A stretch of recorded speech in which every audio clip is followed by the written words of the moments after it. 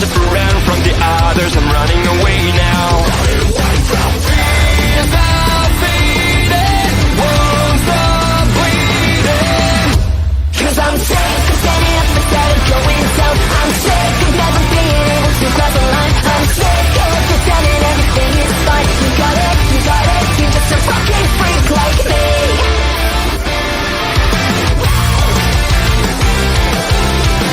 Burning inside, but I am alive. I'm not the one that you used to know. I've always hated to act like the others. I found my way to.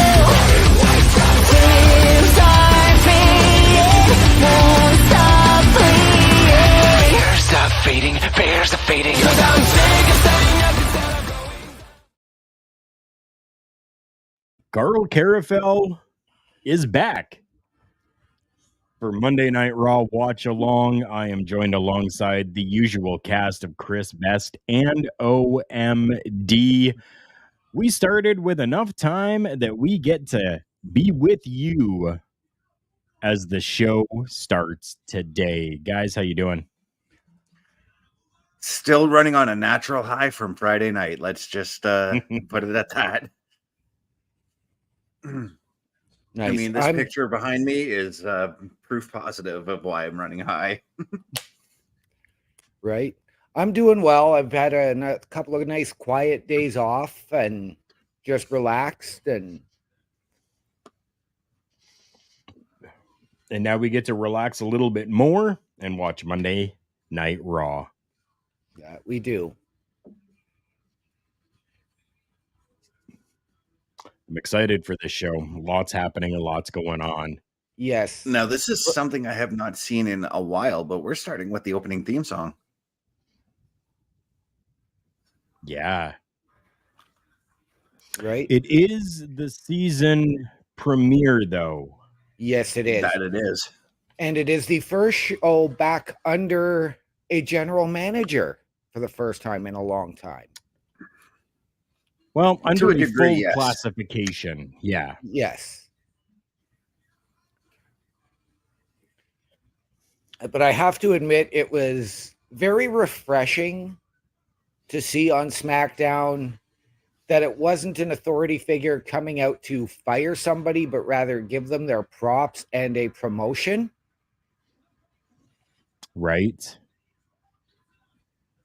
We're finding out that tonight on the season premiere of Monday Night Raw, 2 championship matches happening tonight. Cody and Jay going to be taking on the Judgment Day for the tag team championships, and we are getting Big Bronson Reed taking on the Ring General Gunther for the Intercontinental Championship. Man, those 2 matches alone could be considered greatness, but then we've got on top of that a Falls Count Anywhere between Ricochet and Shinsuke Nakamura, with Shayna Baszler as well tonight, looking to put a Rhea Ripley into her place. No title on the line, but we will be having them in the ring in competition. Jeez, dude. Almost PLE worthy just for those 4 matches alone. Right? Just an overall stack. Oh, we're starting off with Sami Zayn. This is not what I was told we were starting off with. Well, this could be addressing the trade to SmackDown that happened. He is wearing a KO shirt.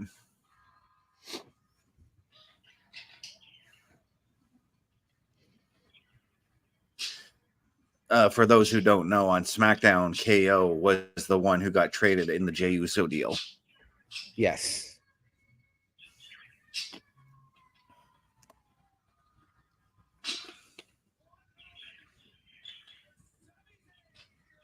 And here we're going to see it now. Oh. And no Michael Cole tonight. Yeah, I noticed that.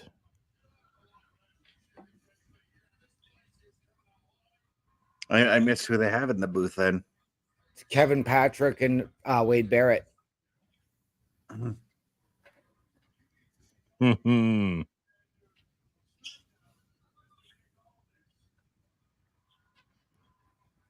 And that shirt that KO is wearing with the KO all in blue representing the brand of SmackDown. Absolutely gorgeous. And can I say Nick Aldis, man, he is looking like he's in tremendous shape still. Oh, yes. Yes, he is. And I mean, he's only 36 years old. This is true. Right? He's almost a decade younger than me.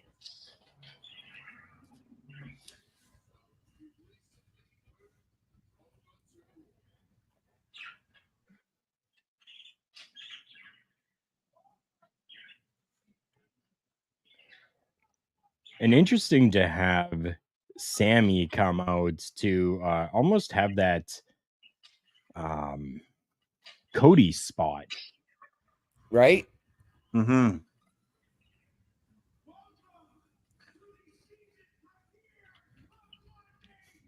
JJ, brother, it is going good. How are you doing, my friend? Doing well here, JJ. You can see it's back now just to drive you insane. And it'll be back until June.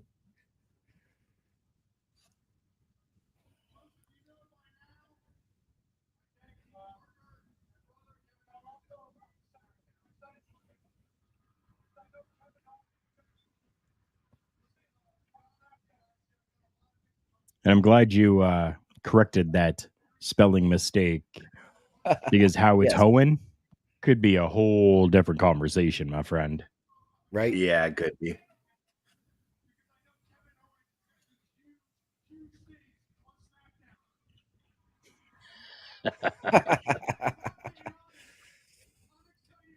And in case you can't tell, JJ, yes, I am wearing my jersey as well. One of 3.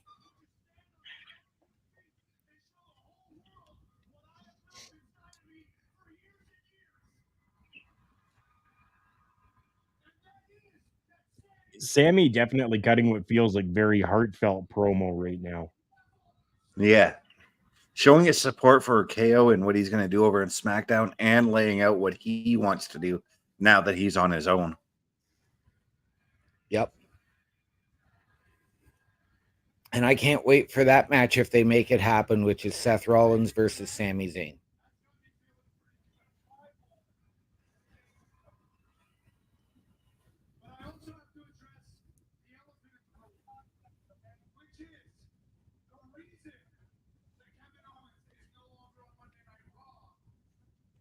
Okay, understandable.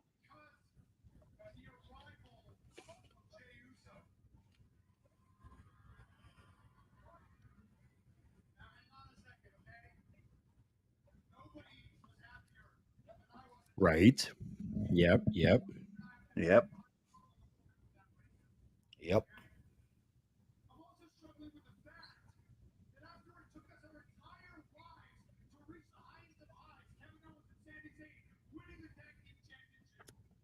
Okay, and still including the Judgment Day in these promos. Because, well, they are what's going on right now, right? So, Yep. Yeah.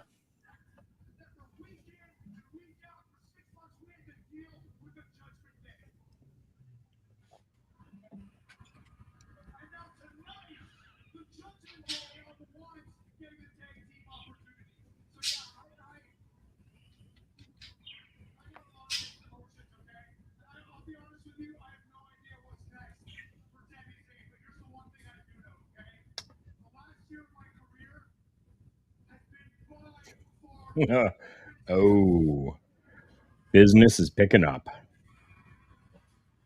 Okay, well, I'm still waiting on that, so.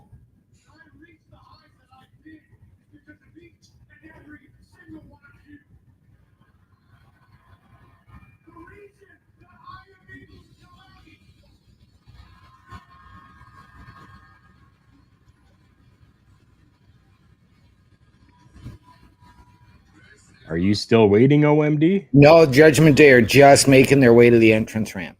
Oh, And Finn not even in wrestling gear I kind right of like now. that. I kind of like that jacket that Finn's wearing, though. Yep. it is nice. In fact, none of the Judgment Day are in wrestling gear to open the show. Rhea is. Rhea is.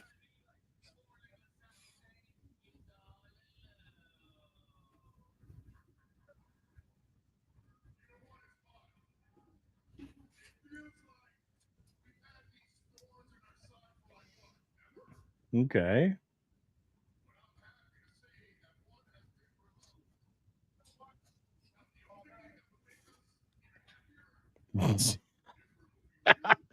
He's going off. I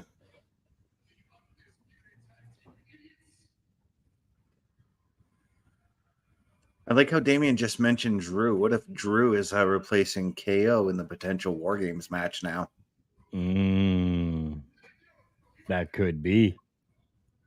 But if you're looking at it, let's say they decide to go 5-on-5 this year for War Games. Okay. Cody and Jay, Sammy and Kevin, and Drew to start, and that's where Drew cements his heel turn. Notice no JD at ringside right now with them. Right? Not at all. Yep.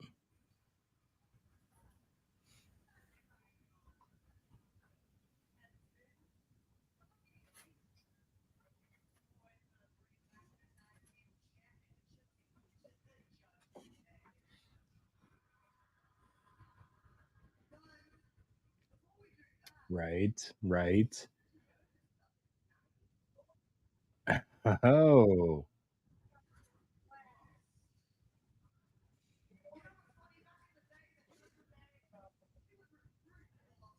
Rhea has definitely solidified herself as that top of the top in the WWE right Yes. now.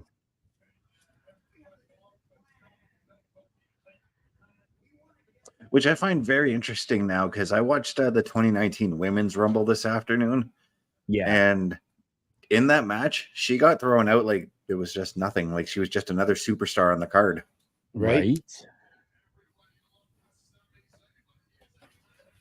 Okay, here we go.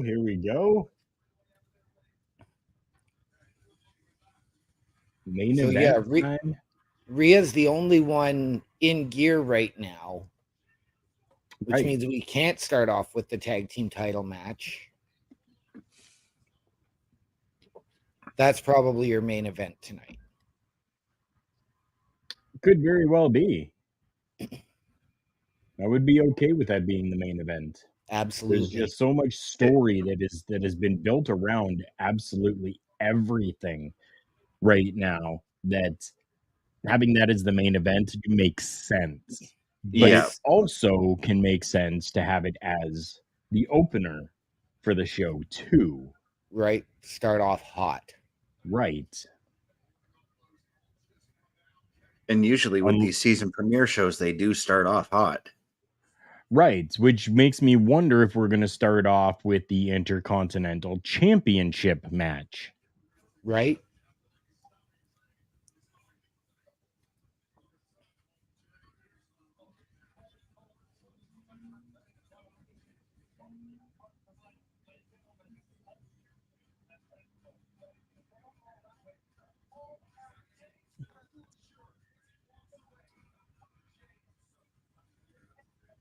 Looking forward to this matchup coming up here tonight. OMD, let me know when you see the backstage. Okay.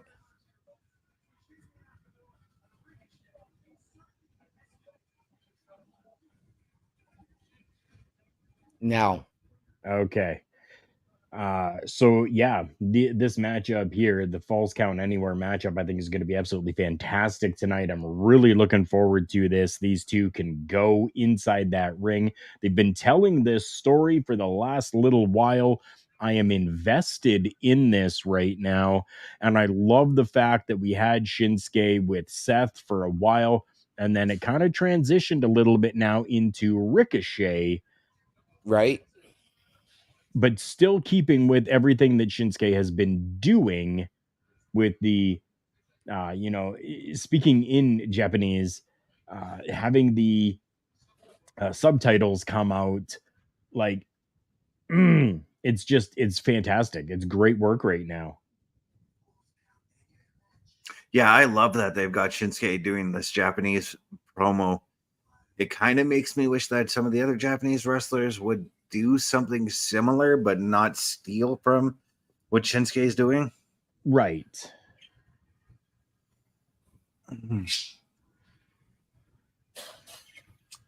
And that's how we're starting.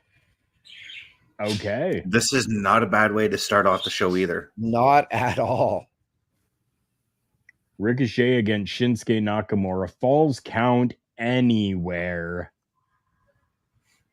One fall to a finish. Right? Now, I do Yes. have to admit, because this did start back around SummerSlam when they Right. were contending for the Intercontinental title. So I'm Yep. hoping that this will bring this to a close and they can move on to something else. It's gone So you're- back even further than that, OMD. It goes back to Money in the Bank. Okay. Because remember, Ricochet was battling with Shinsuke and Bronson Reed Yes. in the weeks leading up to Money in the Bank as well. Right.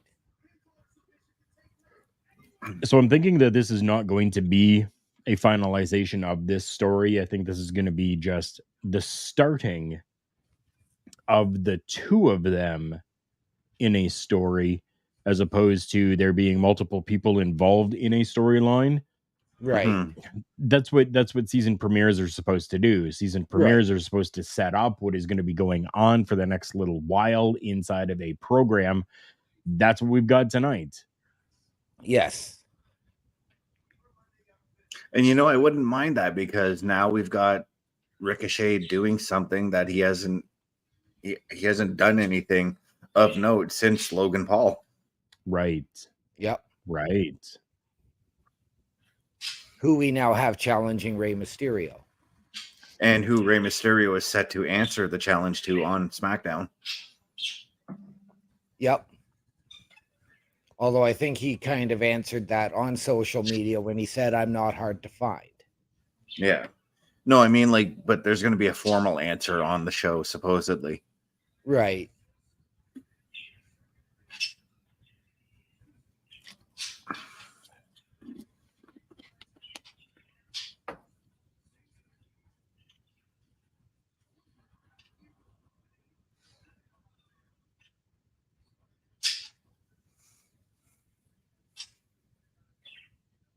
Wow, that commercial just hurt my head.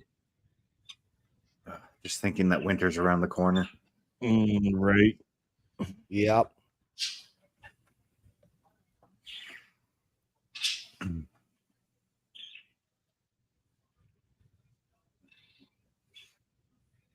Oh, well, winter means Royal Rumble, so. Yep. True.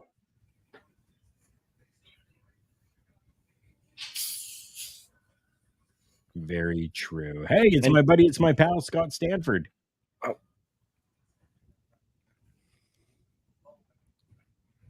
Don't you just love when that happens? I just committed Dr. Pepper abuse. I guess I shook my bottle too much and it just exploded all over my floor. Sacre bleu.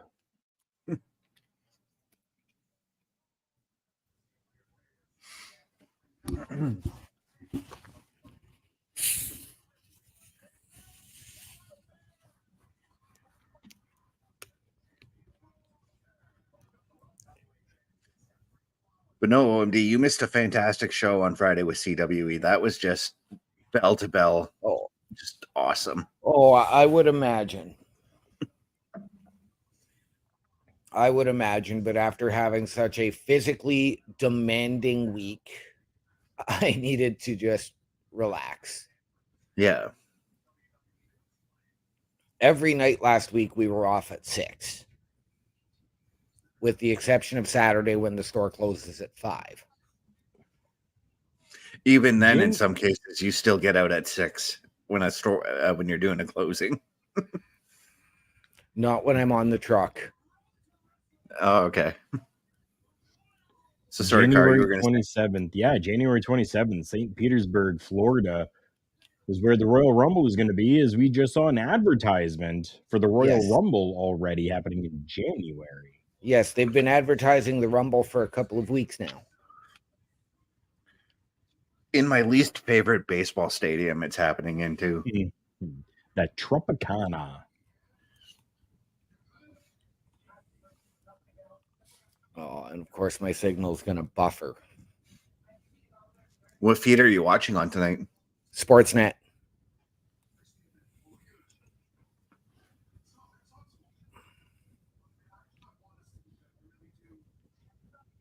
That's what I got. Sportsnet going on right now as well. But Carl, I was going to ask you, and I meant to ask you this on Friday. What was your favorite match coming out of that CWE show? Oh, that's a tough one, to be honest. A I mean, very that tag tough one, team eh? match. The tag team match was great. Loved it. Tyson the versus two- Shawn Martins was fantastic. Right, the two vets going at it as well. Yeah. And that'd be Easy Rider and Kyle King. Yes, Vinny and Diego, but they always put on a good match anyways. they do. They do. Even the Rumble match, for how short it was very entertaining as well. Yeah, it definitely was.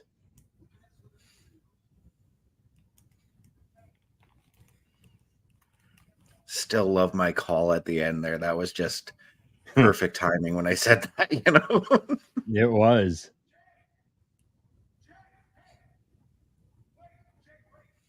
Spending a lot of time on Sammy and Jay during this show already. We're 21 minutes in. And they've taken up most of the show so far.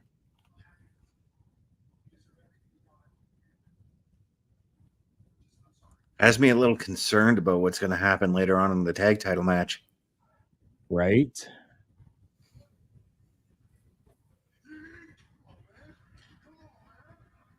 Could we see some debauchery going on with Sami Zayn in that tag team matchup? I mean, let's face it, Sami Zayn has been known to be a very sneaky snake kind of character.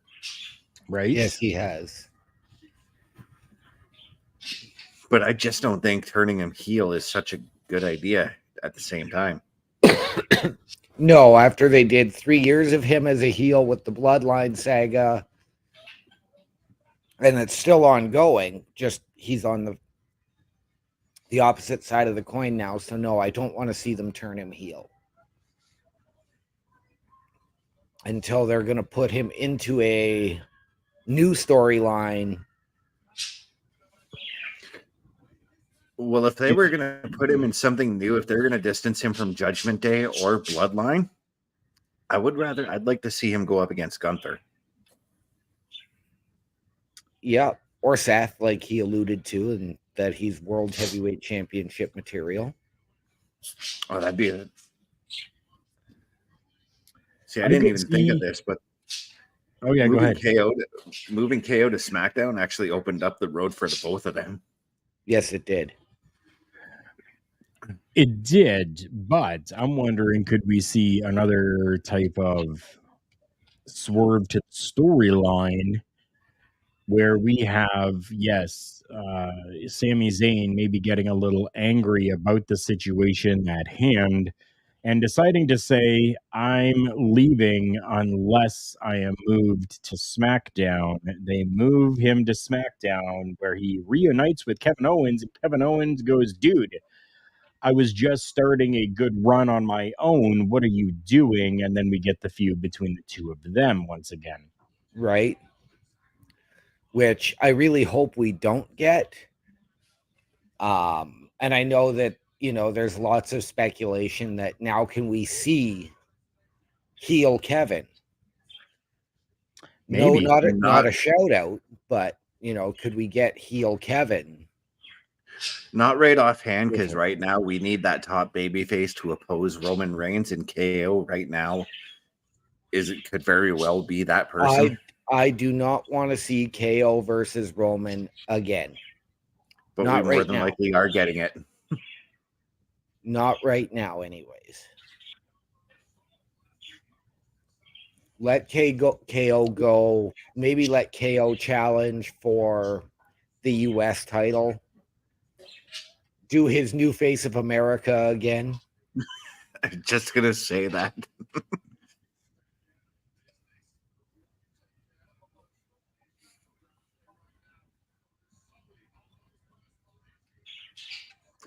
It also kind of feels like, though, with KO going to SmackDown, that he's kind of taking a back seat, because right now John Cena's there and he's one of the top faces at this moment. Well, he'll Yeah. always True. be the top face. Very, Already, very this true. action is spilled to the outside, and we're But going to the back. imagine this one, because we already know that LA Knight is getting the title shot November 4th. Yes, KO versus LA Knight. Because KO is going to want his shot. Right. So you've got all of those different aspects at play. And now KO could become that litmus test for LA Knight to see how. yeah. Whoa. Using everything to his advantage there is Ricochet. The referee, especially. Right? How about the fact that they're wrestling in the gorilla position? That never happens. No, it is something that we have not seen in a very, very long time. And I like that we're seeing the other referees standing around as well, just in case. Right? And That was Adam cool. Pearce That was a right there. cool visual to be able to No. see back in Gorilla. Yep. Oh, sorry, I thought that was What Adam the- Pearce. I was mistaken. That was Jason Jordan.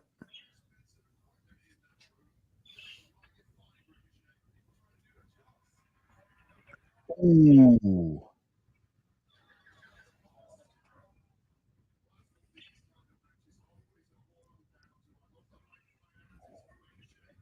Interesting. Okay.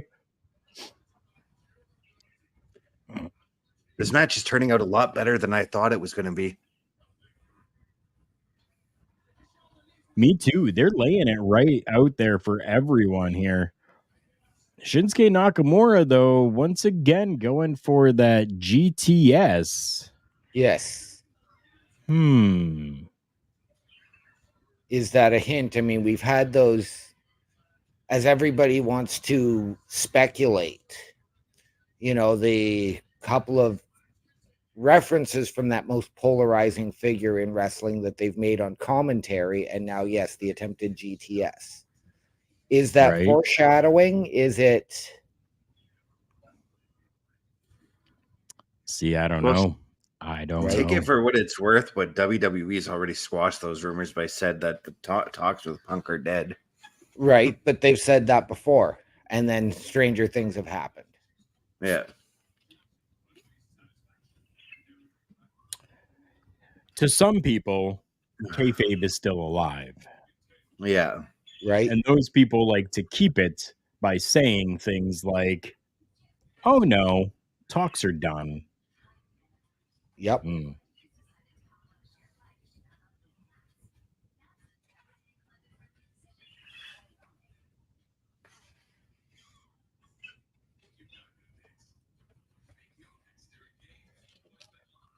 There's a lot of different betting casino games that are coming out lately. Yes. Just saw a commercial for a new one coming out. And you know what? I don't play on any of them. Yeah, I'm not a betting man. Right? No, We've had a if casino I ever here for like over 20 years, and I think I've been to it maybe 10 times. Right? Twice for me, and if I go in with $20 and I lose that $20, I'm done. Yep. I've been in there maybe 6 times. And the one time I went in with $10, I walked out with 20 and I was happy.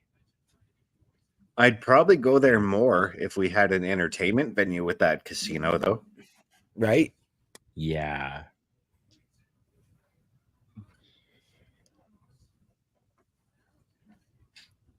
Okay, hurry up. Get through the commercials. I want to get back to this matchup. Jeez. Right now, see, the good thing for me is I can flip over to the hockey game tonight during the commercials. So,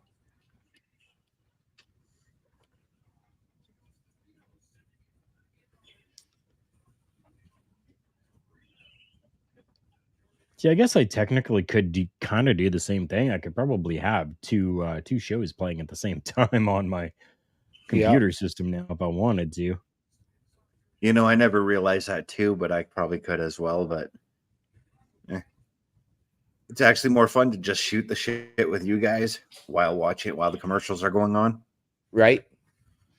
Oh no, definitely. I fully agree with that. I enjoy the little banter that we have during commercial breaks. And JJ, yes, I have seen where they're looking at monitoring podcasts in Canada, where they're actually looking at holy shit, we're coming back from commercial break, and whoa. Ricochet is scaling the stairs up to a top of the mezzanine here.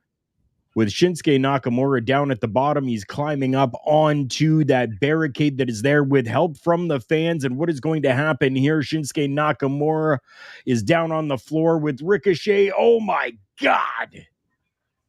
Okay, I'm just there now.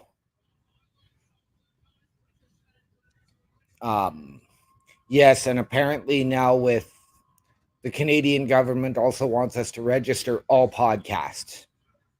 Yes, I was trying to get to that, but coming back from commercial, I couldn't continue. I had to talk about what we were seeing here. Right? Holy crap. Which, I mean, the little bit of information that we had a couple of weeks ago was something that was addressed on the Boar's Nest.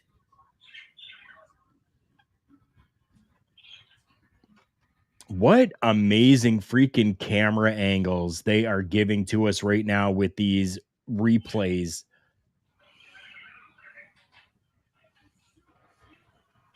Wow. Yeah, fuck the commercials, JJ. I agree. Right? We completely agree. Well, if you would have seen JJ doing the rewatch on of SmackDown on Saturday, he got commercials worse than we did. Oh, really? Ouch. Yeah. Ooh. He was watching it. He was watching it over on Hulu, if I'm not mistaken.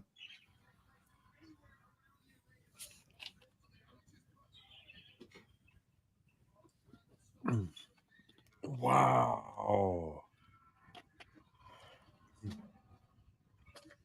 No problem, JJ. I had fun watching it. And he said, yes, it was Hulu. Wow. Oh, we're getting some hardware. Are we getting some wood? Whoa, what the fuck? Wait, hold on, OMD. We're getting Nakamura is channeling his inner Michelangelo right now. Wow. OMD, you're behind us. You're going to have to talk with us here and let us know when you see this shit. I'm seeing it, which is something we did see. We did see this at the PLE at Fastlane with Seth as well, but it was only one set, not two. Yeah, like using I said, Nakamura freaking nunchucks. He just became Michelangelo. Yep.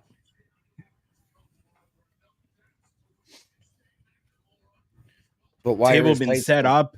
Shinsuke Nakamura clearing off the announcer's desk, but then we get Ricochet from behind taking it to Shinsuke Nakamura. My goodness. This matchup.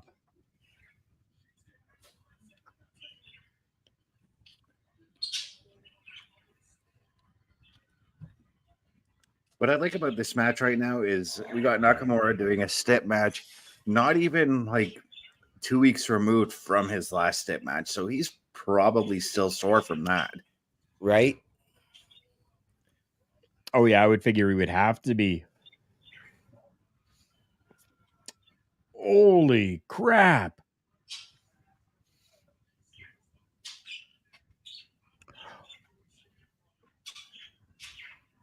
Ooh. Oh, okay.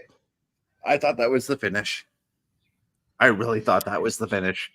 Me too.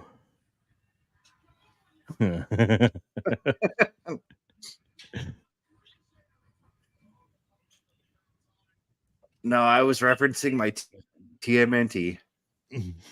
See Wrestling, how you doing? Hello to you. Thank you so much for popping in. We are here watching Monday Night Raw, loving what we're seeing right now and just shooting the shit while we talk about Monday Night Raw. Hope you are doing well, and thank you for popping in. If you're watching Raw as well, make sure that you're interacting and commenting along with us, talking about the show.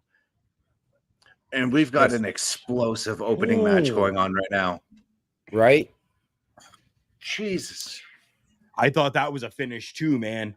This match could have very easily, I mean, for opening the season premiere of Raw, could very easily open one of the big 4 PLEs.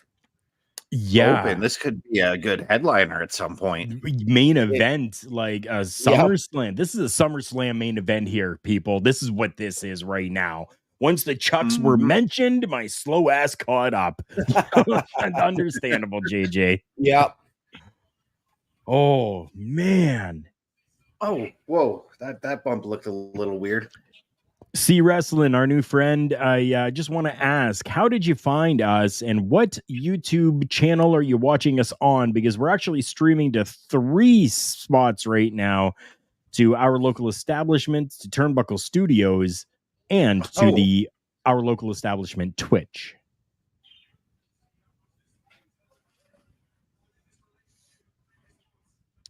Beautiful crash right there. That might have been one of the cleanest table bumps I've seen in a long time. Yeah.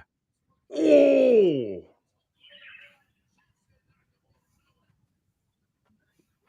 Wow. Nice. Okay. I'm just about waiting because if we're getting what I think we're getting. Call what you're seeing. Kinshasa. Huge Kinshasa. Yes. Fantastic opening match tonight. Oh. Right?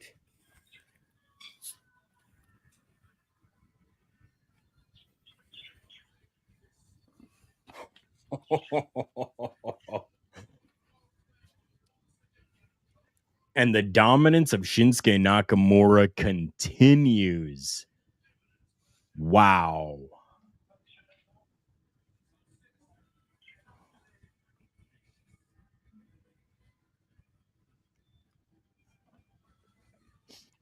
Oh, they just. Well, that was a slight mistake from Kevin Dunn there. Yeah. Oh, that shot right there, dude. Oh, gorgeous. Oh, that looks like a kind of shot I would have done if I was shooting ringside at CWE. Oh, and then we see the table replay. Oof. These two just laid it out there, man. Ricochet proved to us why he deserves more TV time. Nakamura proved to us why he deserves to be in that main event spot. Yep. And the rest of the talent here tonight on Monday Night Raw for this season premiere really need to put the work in to top what we just saw. Yes, they do. Oh, there's a woman we haven't seen in a long time on Raw. Okay, I'm not quite there yet, Mr. Best, so just watch behind the women when you see I see her. I see her. Been a minute since Nikki Cross has been on Raw.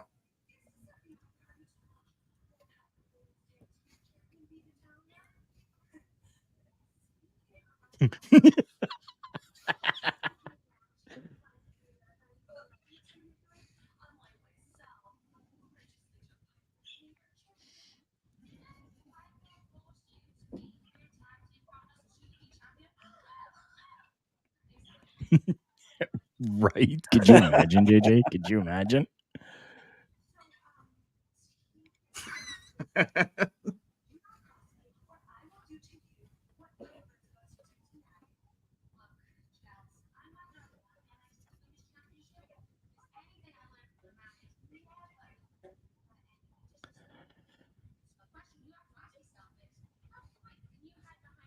So you get Nikki Cross and Casey Squared. Like, what? What? Right? Really? With Ooh. Nikki sitting behind them. Right? Why? What? Why? I want to You see know. that I look want to on know Nikki's more. face, though? Like The, she had the this scowl look on her face. man, she had this look like I want to fucking kill you. And not one of them even acknowledged or recognized that she was there. So, Right? Ooh. Ooh. Oh, Natty and Piper, I completely forgot this was going to happen too.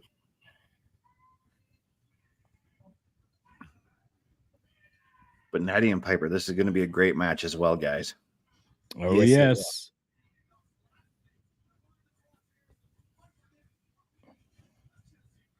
All right, NXT. How do you top NXT last week? Right? That's going to be difficult to do. you know what? For as good as NXT was last week, it was oversaturated.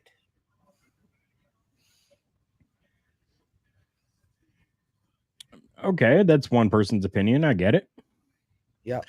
I feel that they used the main roster stars right. Like they didn't have them interjecting deeply into what's Right. going on NXT. Right. Gotcha. I agree with you there. I think it was just too many. Like Cena didn't need to have that segment and get confronted by Braun Breaker in the ring. But you needed that to build to Taker. And Taker taking that, or Taker giving Braun that bump just makes Braun that much bigger of a star. Oh, it does. Yeah. Because if you get that that thumbs up from Taker, got it made, you know? Right. Well, I mean, you look at what he just did for Carmelo. Yeah. So no, I completely agree, but I think it was still a little oversaturated when you all of a sudden, oh, we're gonna have an NXT title match, and now here's LA Knight as the guest ref. Yeah, that because LA Knight was not promoted for that show at all. And then Right. having Right. him just show up last minute kind of felt a bit rushed.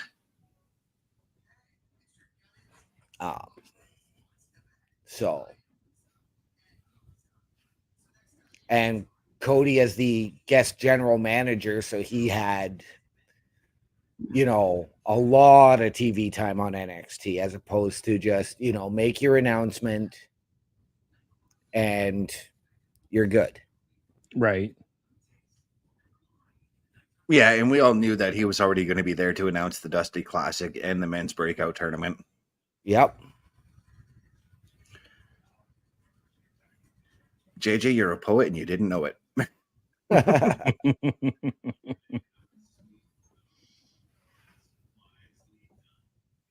Thank you, JJ. I appreciate that.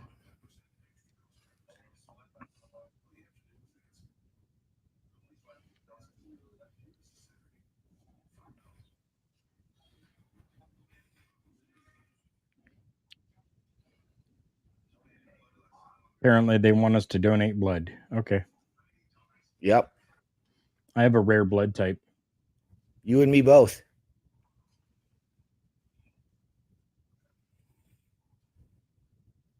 And we got Chris Parrish coming in here saying, but getting the rub helps them out more. Having exposure with these worldwide top names helps their image. And he's right on that one. Yeah. Yep.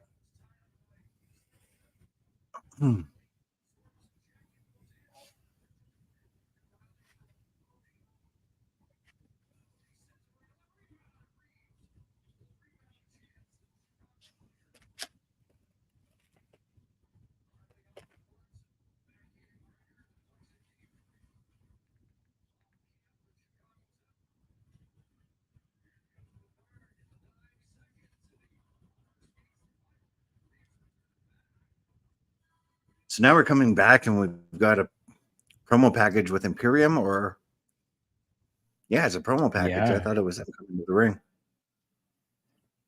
No, a package.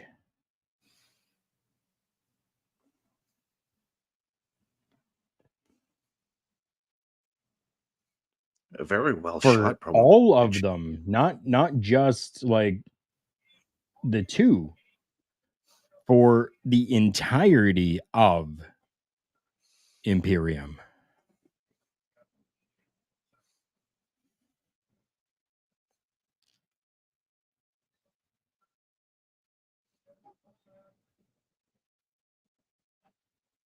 Actually, I think it's more for just Gunther. Oh, it does. It is just for pretty much just for Gunther, but they were showing the other two for a little bit as well.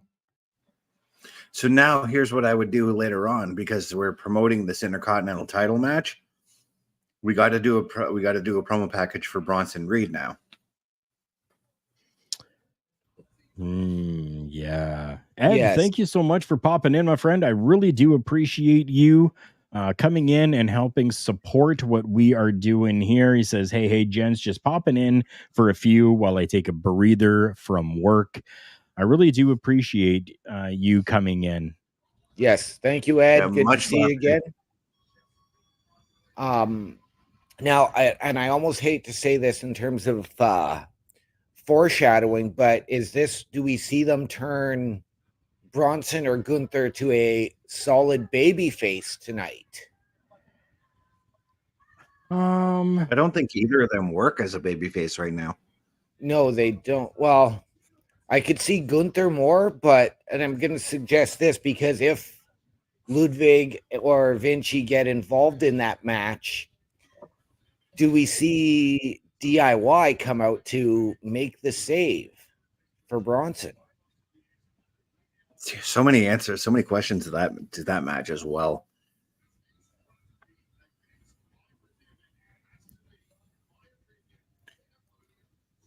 But I could see where you're coming from with DIY trying to make that come out, because they will need to retaliate based off what happened to them last week, you know? Right.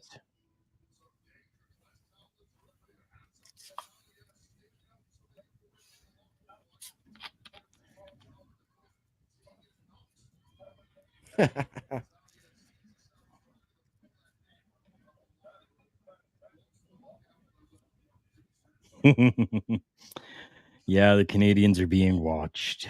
Yes, we are.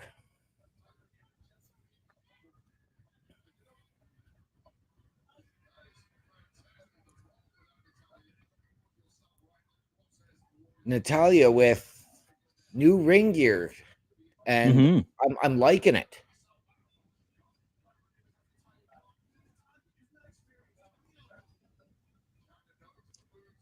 Yeah, I was going to say something about her jacket coming to the ring, because usually her jacket is something that's reminiscent of the Anvil or Hitman, at least. But it wasn't tonight. The foundation. Yes. Yeah. And then her new tights, now she's not wearing the long pants anymore. Right. So something tells me that they're firmly behind doing whatever it is they're doing right now with Natty. It's definitely how it seems. Yep. Ooh. I kind of expected that this. Yeah, I was going to say, I kind of expected that this would be a hard-hitting match, and it kind of has been. Yep. Definitely has been delivering. So far has been delivering.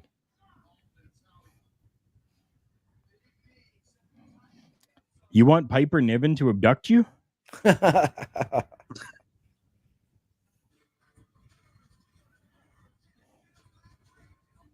hang out with Piper Niven. She seems like a total sweetheart out of the ring. Right.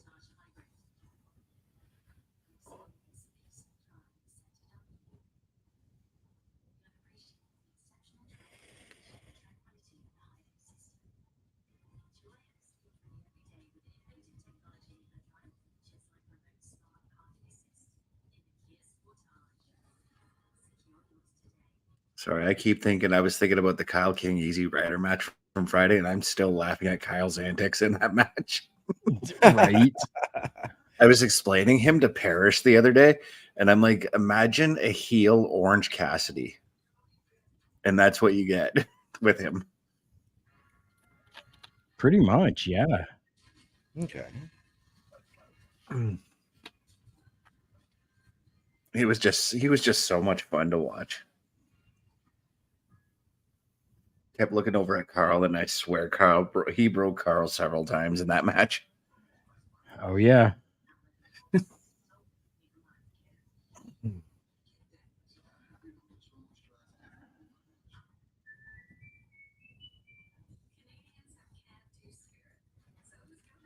Totally heard the Old Spice whistle just now. Me too. That would be mine. Nia or Piper. Hey, let's see what all three of us can get into.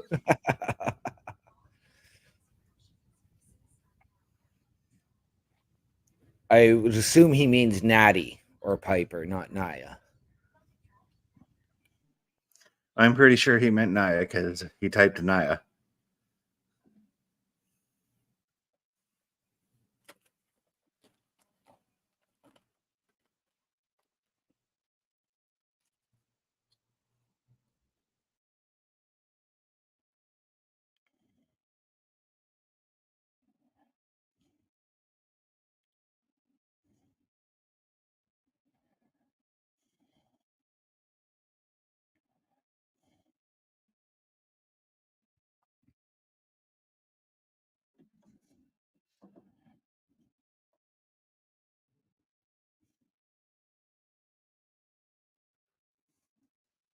Natty is too uppity. Okay.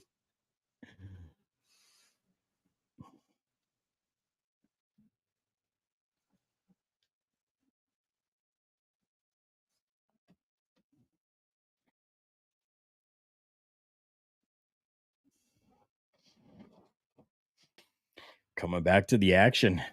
Women's action here on Monday Night Raw with Natalya and Piper Niven.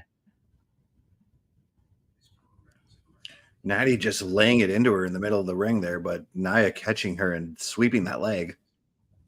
Okay, I'm literally just coming back to action now. We didn't miss too much, just a trading of blows and a leg sweep. So Oh, what was that? what the? Yeah. Natty, you were just slightly off there.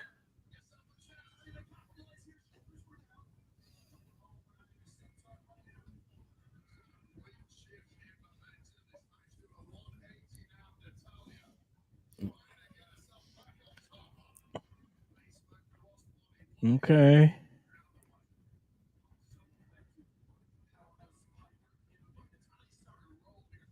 It amazes me with how big Piper Niven is. It amazes me how she can move so easily around the ring. Right?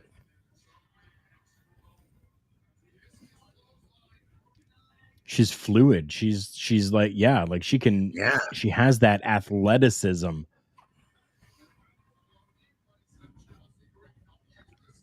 But we have seen that before in other superstars from the past. I mean, when you take a look at Bull Nakano, I was Yeah. just going to bring her up. Bertha same Faye was thing. like that too. Yes. Yes. Yes. Bertha Faye. Bertha Faye. Her whole dynamic with Harvey Whippleman always had me in stitches. All right. There's a guy I miss is Harvey Whippleman.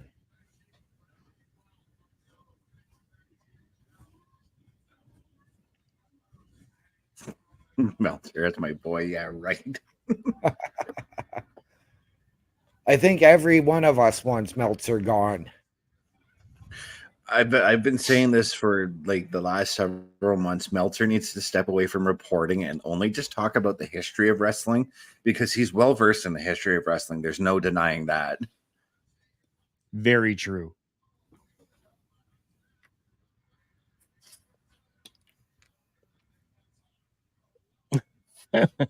Poor Chelsea.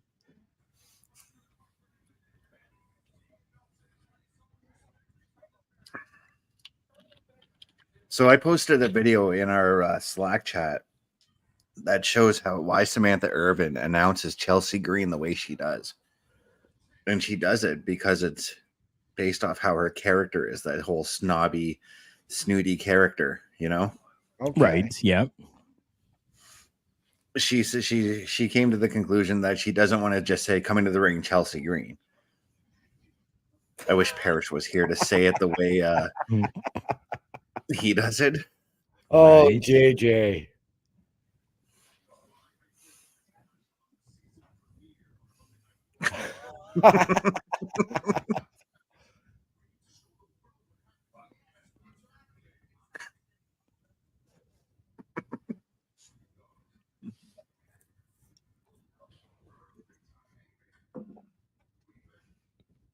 Love you too, JJ.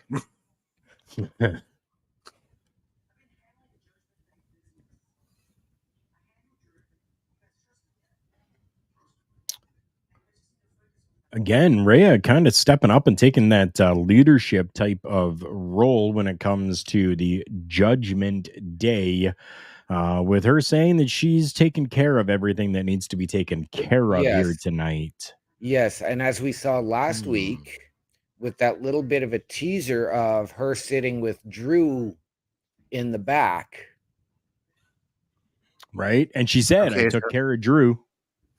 So Right? right now we've got the one thing I've been curious about tonight coming to the ring right now. That being one Seth Rollins. Because I'm very Okay. curious about where he's going next with his title.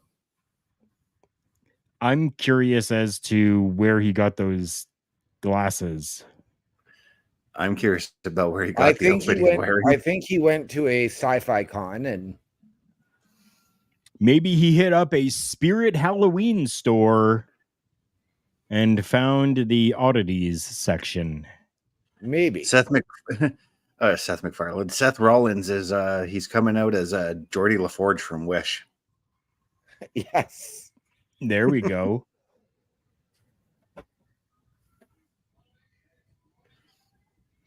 Wish is old school. It's all Temu now.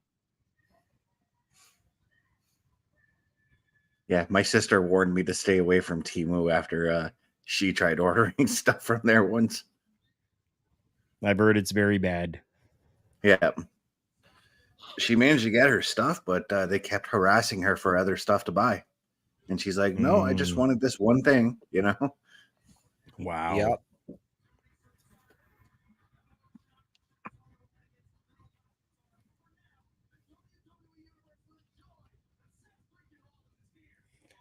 All right. Well, while we wait, Seth, I'm going to head to the locker room for a backstage interview. A backstage interview for the locker room visit. OMD's number one locker room visit of the night. If you don't know by now, you can get yourself an OMD's locker room visit t-shirt by checking out the link scrolling at the bottom, carlcarafel.redbubble.com.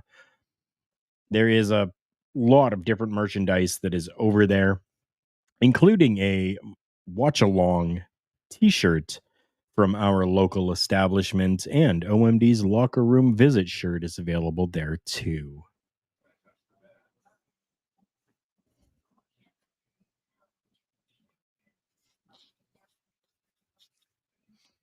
My brain just went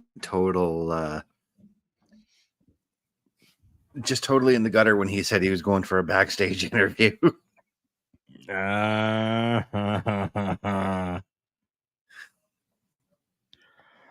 If you're the right amount of stoned and squint your eyes, OMD looks like he's wearing a headdress.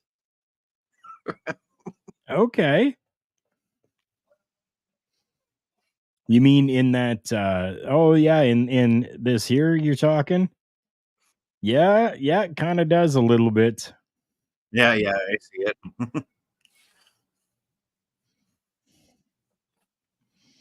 Yeah.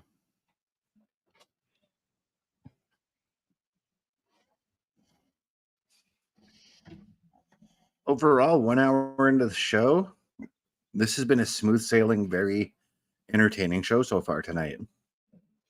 So far it has, and I expected that because it is the season premiere. You know what I mean? So they need to make sure that they're stepping shit Yeah. up. No, when he sits and the maple leaf is behind him. Oh, gotcha. Okay. Yeah, that too. I see that too.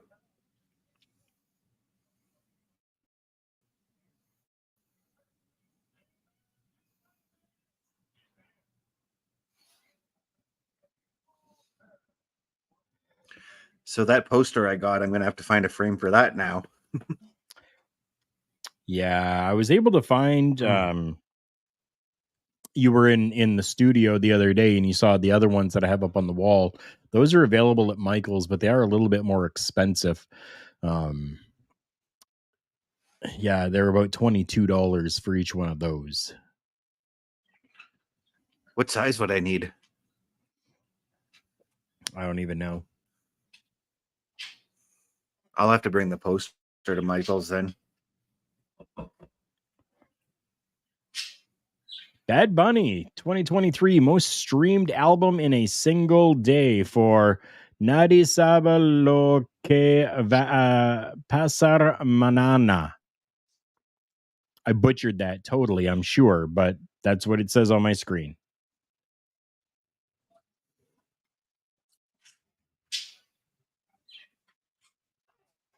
I thought that they were promoting an appearance with him just now instead of congratulating him on the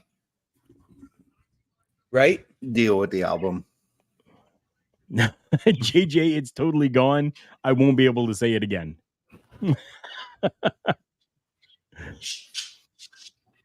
I am not anyone who has ever learned I the forgot language. Seth and Drew were fighting.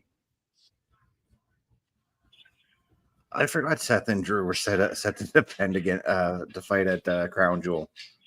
Right?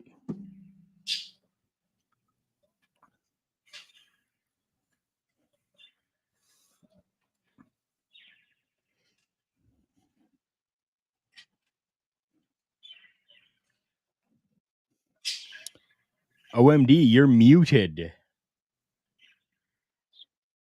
I have JJ. Thank you. I appreciate your acknowledgement.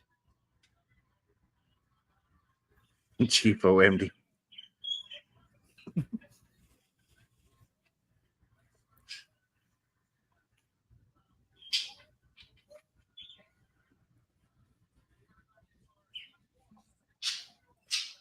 Coming up quick. 2 weeks from Saturday is going to be that matchup at Crown Jewel.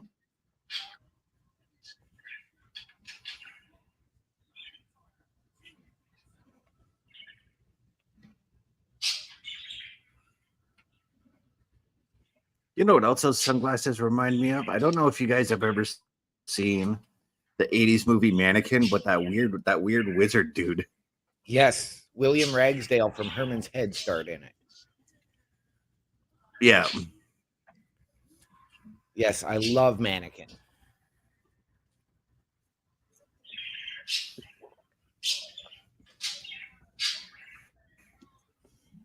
That's what his glasses remind me of.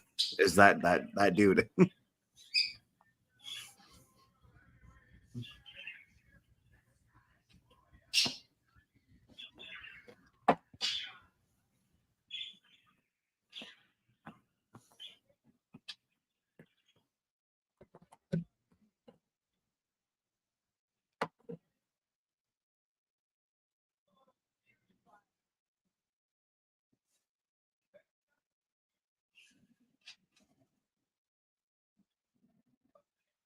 Very okay.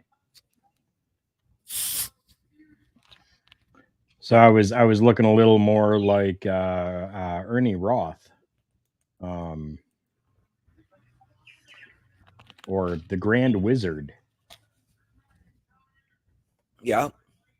Oh yeah, that too. Yeah. I completely forgot about him. Speaking of managers who are in the Hall of Fame, there's one manager from the 80s that I think deserves a Hall of Fame induction that still isn't in, because basically every other 80s manager is, and that's Slick. Yep. Yes. I really think Slick deserves to go in. Yes, I think agree. So too.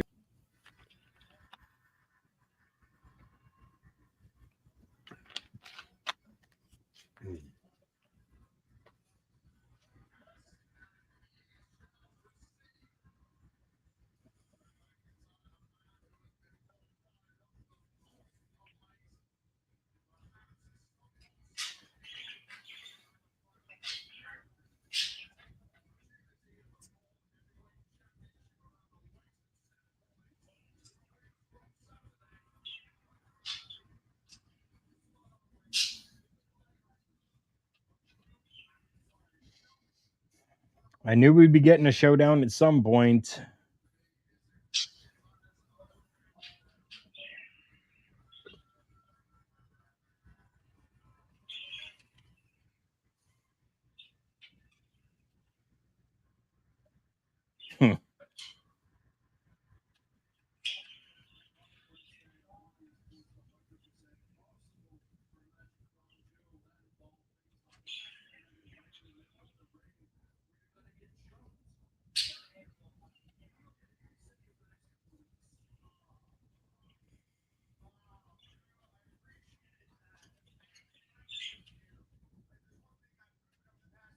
Oh.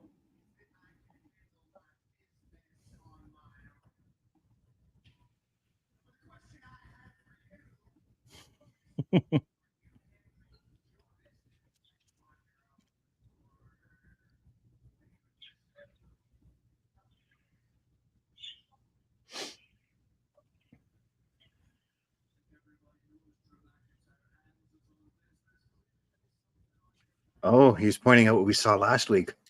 Yep. Right.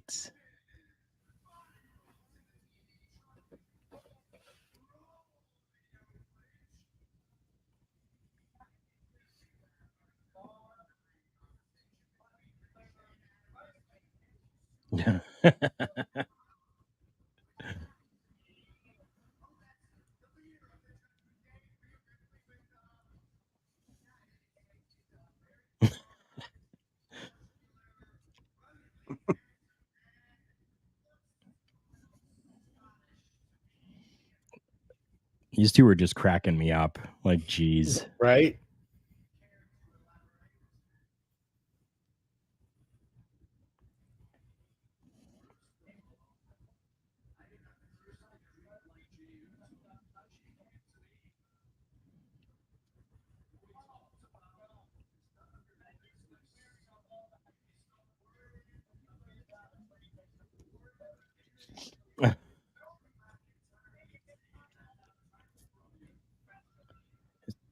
Just so good, these two playing off each other the way that they are.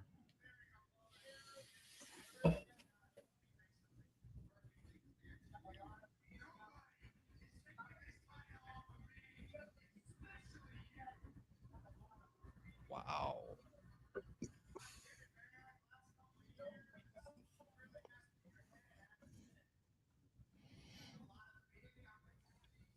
It's very possible that something like that may be going on, right? Mm-hmm. It's kind of weird that Seth is pointing out, like, "Hey, Drew, you haven't won the big one," but he's won the big one before. Yes, he has. Right.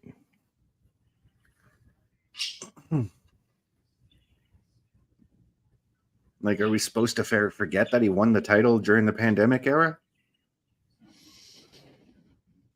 I think we are supposed to forget.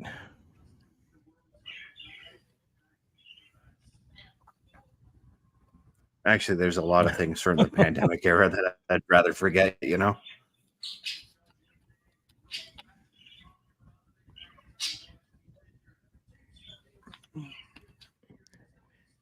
So this is a good promo, but I think it's going just a little bit too long.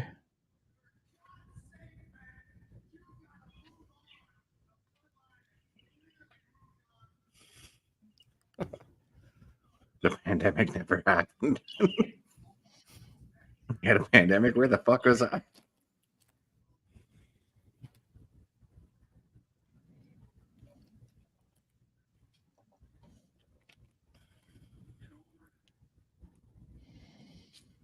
See, just a mere mention of singing Seth Rollins' song and the crowd starts doing it.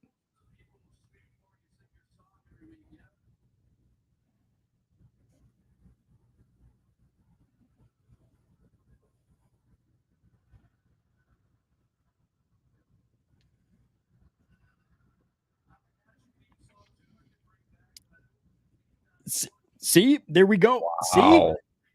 See?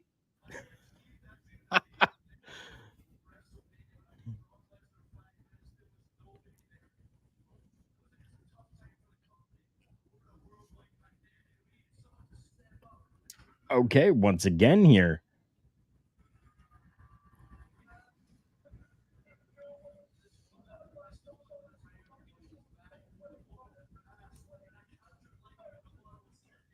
Oh.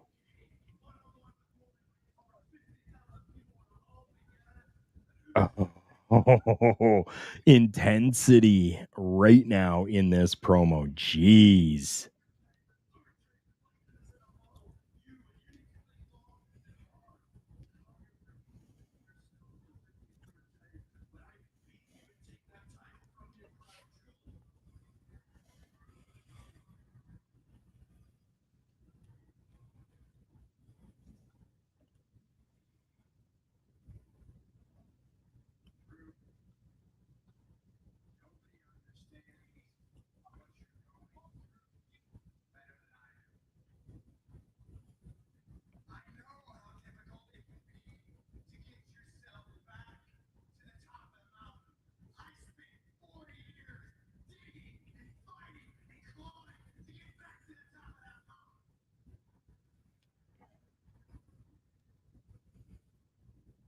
Oh, so I mean, I am starting to get bored with this promo going on right now.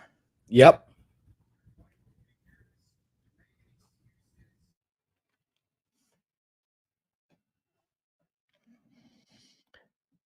JJ, thank you so much. Love you, brother.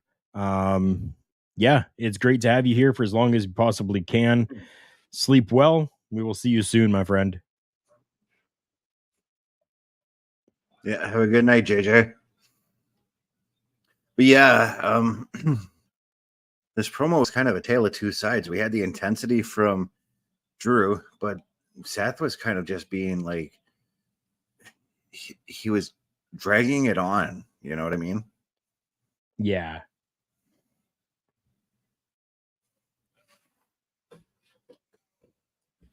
A rare miss from Seth these days.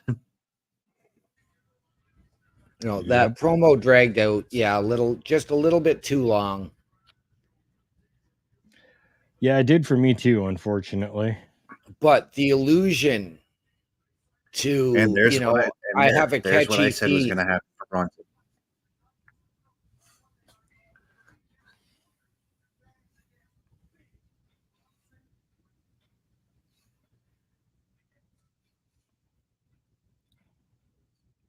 So I'm wondering if that's our 10 o'clock hour is the Intercontinental title and the tag team titles. Could be.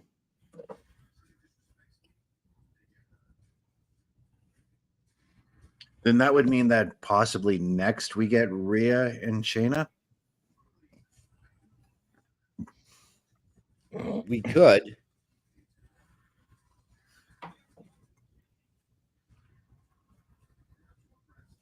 But I would see that in probably about 15 to 20 minutes from now to go into the 10 o'clock hour.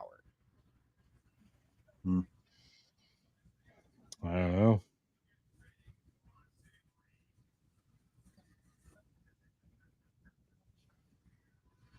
But I do like that they did give Bronson Reed a promo package too. Now you've got these two guys laying their claim for the Intercontinental title.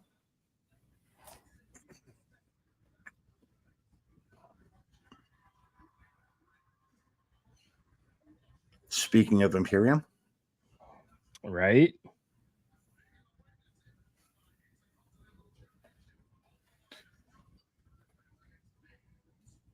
We got Vinci and Kaiser making their way to the ring. So I'm going to wonder if this is with Kaiser Vinci and Kaiser versus. Oh, it's just Kaiser. No. I was going to say, I wonder if this is going to be a tag match against. I was going to say, I wonder if it's going to be a tag match with them against DIY, but one half of each, though. We're getting one-on-one with Gargano and Kaiser. That's probably what we're going to see then. We're probably going to see Kaiser taking on Gargano, and then later on, we're probably going to get Vinci and Ciampa. Masso. Ciampa. Yeah. I was going to say probably next week, unless you're going to have it. Or you're going to have this match turn into shenanigans and then get restarted as a tag team match. Well, then you would have to have Theo Ramon come out and call it. I was just going to say, and where's Teddy Long?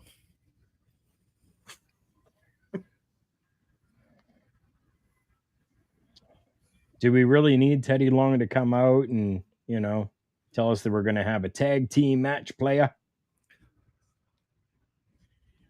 Yes, we do.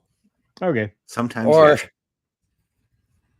or he could have told But Braun here's the Breaker real that question: Do we really need Charlotte taking on? Do we really need Charlotte taking on Io Sky for the women's title on SmackDown? No. All you had to say was Charlotte, and I was immediately saying no. Yep. Yeah.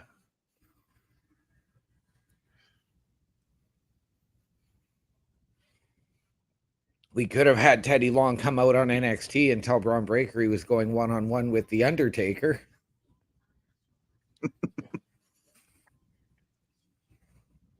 Right.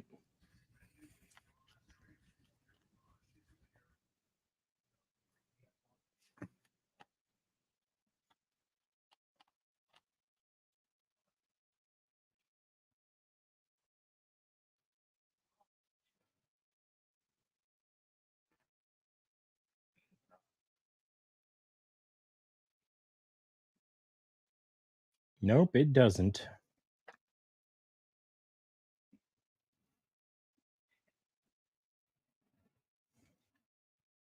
Ever.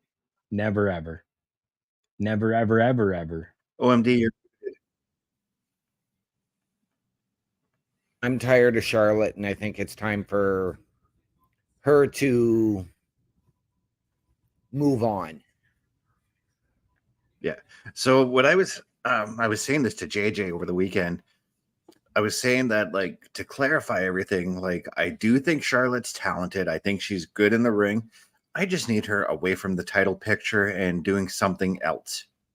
I'm tired of her coming in and just jumping to the front of the line, 100% in agreement with you. That could have been referenced on SmackDown when she had an interesting introduction in Nick Aldis's office. When she ran into Jade Cargill. Yes.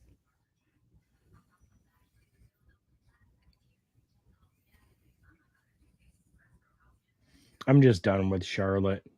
Yep. She's had her time. She did good for what she was doing.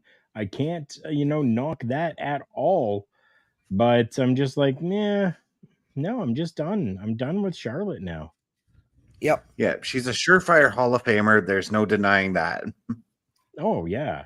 I gotta disagree. Yes, she's talented in the ring, but I mean, her title reigns have been meaningless because they were always so short-lived. She never had a lengthy run with the title. I get that. Yeah.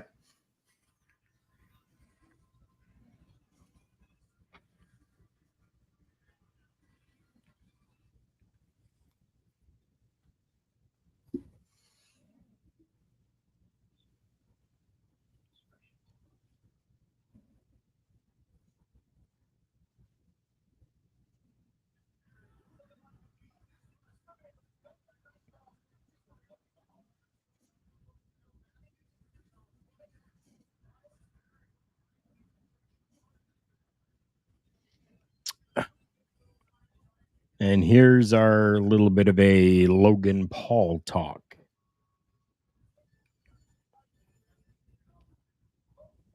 Yeah, Logan Paul won his fight over the weekend. Yes, he did. On the same night that his brother fought Tommy Fury on the same card.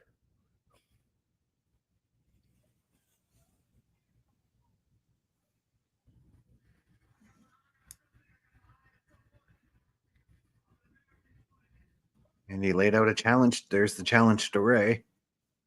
Yep. Gee, and it's funny that he's doing that into Ariel Helwani's mic.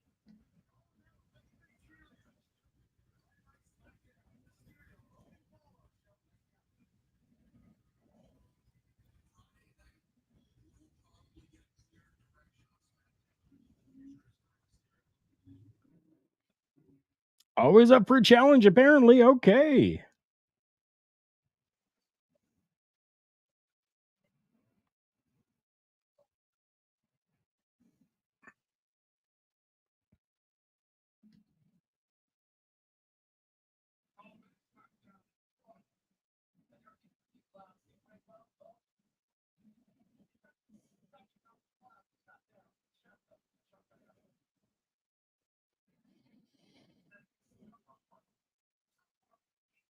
Really seen a lot of promos on tonight's show, which I kind of half-ass expected with what everything is. Yeah. Trying to start new stories or start new feuds or really showcase these people and their small continuations for some because they're just Right. still in their infancy. But for a season Right. premiere, yeah, kind of letting everybody know, giving everybody the DL. On who's who and what's what. Yeah. And how we've I kind even of come expected to that. these points. I kind of expect that at some point we may see a vignette for a new superstar at some point. Like a brand new or a returning?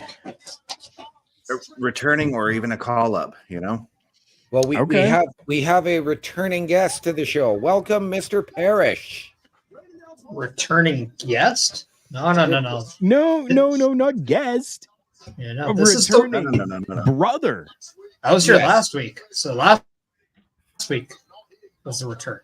That's true. This Welcome, is the run-in. This is the Parrish running. It's Welcome, a return brother. for me because I wasn't here Yes. last week. Yes. Welcome, brother. It's good to have you back. Well, And Johnny last Gargano wearing his Ninja Turtles titles or tights.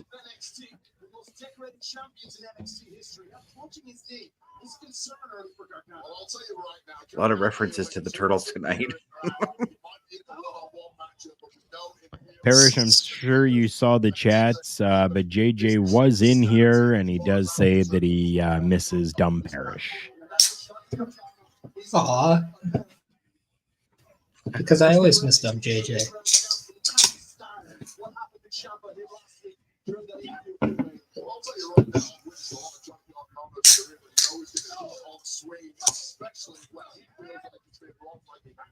Now you just get Papa Parrish.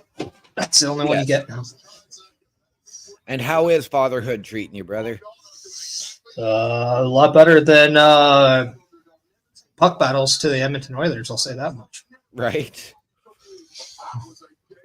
If it's any consolation, right now the Leafs are losing to the Blackhawks. Yeah, I know. I did see that. My TV was on Sports. Parrish, I was just telling. I was telling them. Whoa. I was telling them earlier about how you and I watched the game on Saturday and just how fucking funny it was watching you rage. And how accurate I was, too.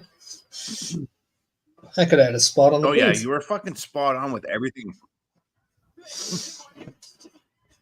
Because you called out everything that they needed to do just the same as the announcers did.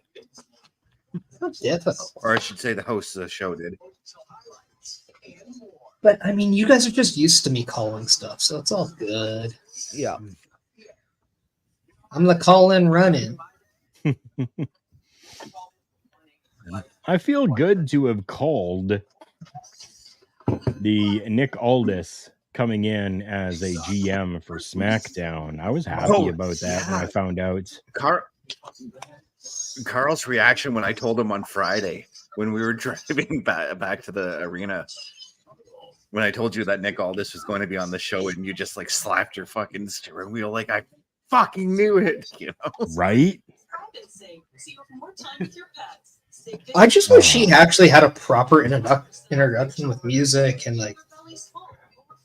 Okay, so That's OMD was over earlier today. As you can maybe kind of see a little bit, he's lit up a lot better with his new ring lights that he's got. That he wanted the same thing, but I was kind of like, you know what? I totally understand that would have been really cool, but Do we get that with Adam Pearce? We got it with Eric Bischoff. I know we did, but right now, are we getting it with Adam Pearce? But Adam Pearce wasn't like a wrestler like 3 weeks ago. Like, Right. Aldis just wrestled in Impact. Like, he is more of a mainstream active guy. I know. I'm just looking at the fairness of everything. If you follow what I'm saying, right? Like how. But they also didn't have a segment to introduce him like they did with Aldis. So they were building it up a little bit. True. Yeah, it was just all of a sudden one day Adam Pearce was on the microphone.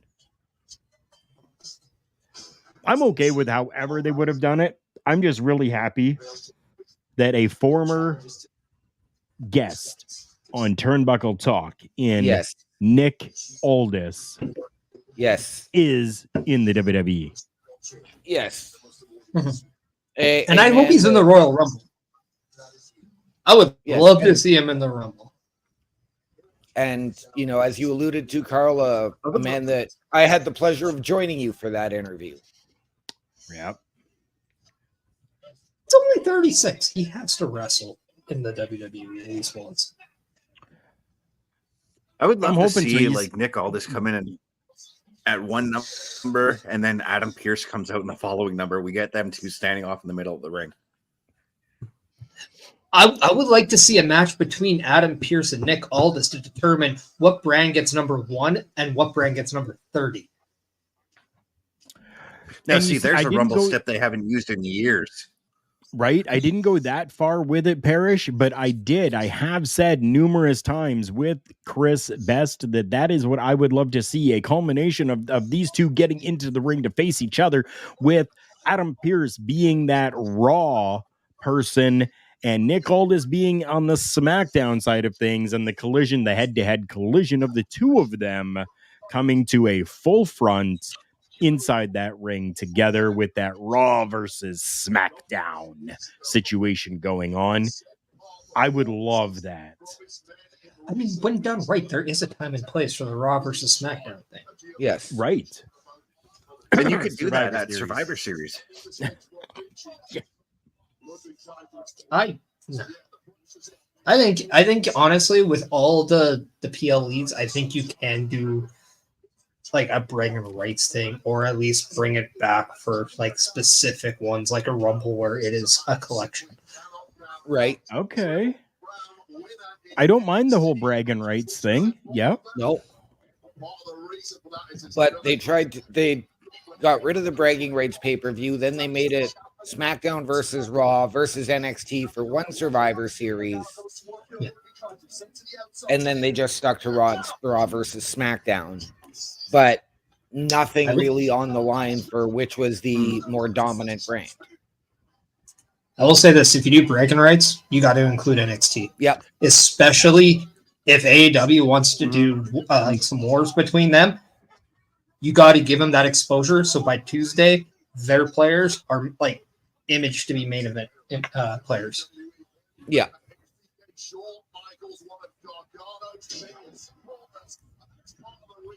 And you don't even necessarily have to do it as a PLE. You can do it as like a special edition of Raw, or special edition of SmackDown, or even a special edition of NXT as well.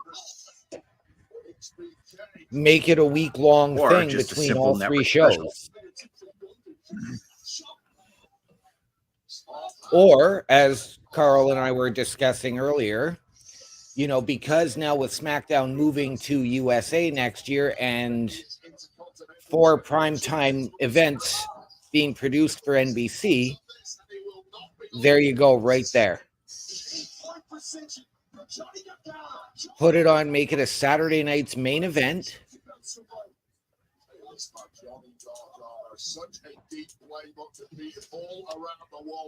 And then you could do that and even eliminate some of these excess PLEs.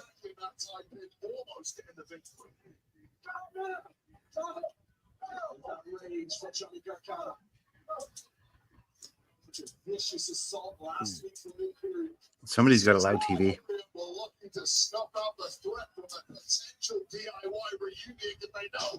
Well, I'm watching it through my computer, so I'm getting it through my headphones. headset, so you guys I'm don't hearing hear. somebody extra loud in my headset as well. Gargano lips on for now. Ciampa is already on the shelf. But how much longer will Gargano be able to keep ticking at this rate? How much longer will Gargano? That's what I just heard. Which my television screen wasn't even saying anything at the time. Yeah, same here. Yeah, mine just caught up to stuff I've just heard on commentary.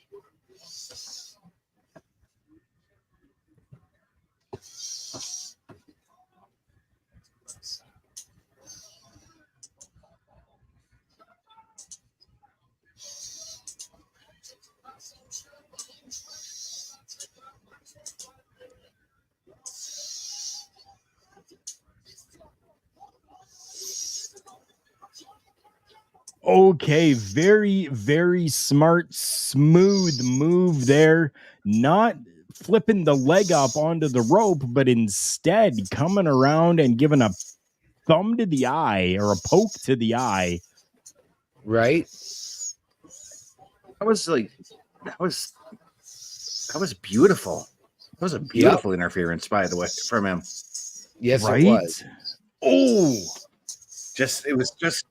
It was just so subtle. So subtle, so quick, you know? wow. But I do have to ask is where is That doesn't make Ciampa?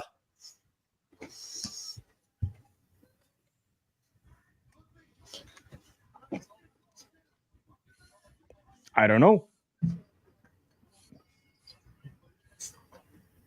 That finisher that Kaiser has, Right? damn. Wow. All right, we got Becky looking like she's making her way to the ring. From the Sister Abigail into that DDT. Yeah, it's what Velvet Team Dream used to always do back in the day. Mm-hmm. And it's gorgeous. I love it.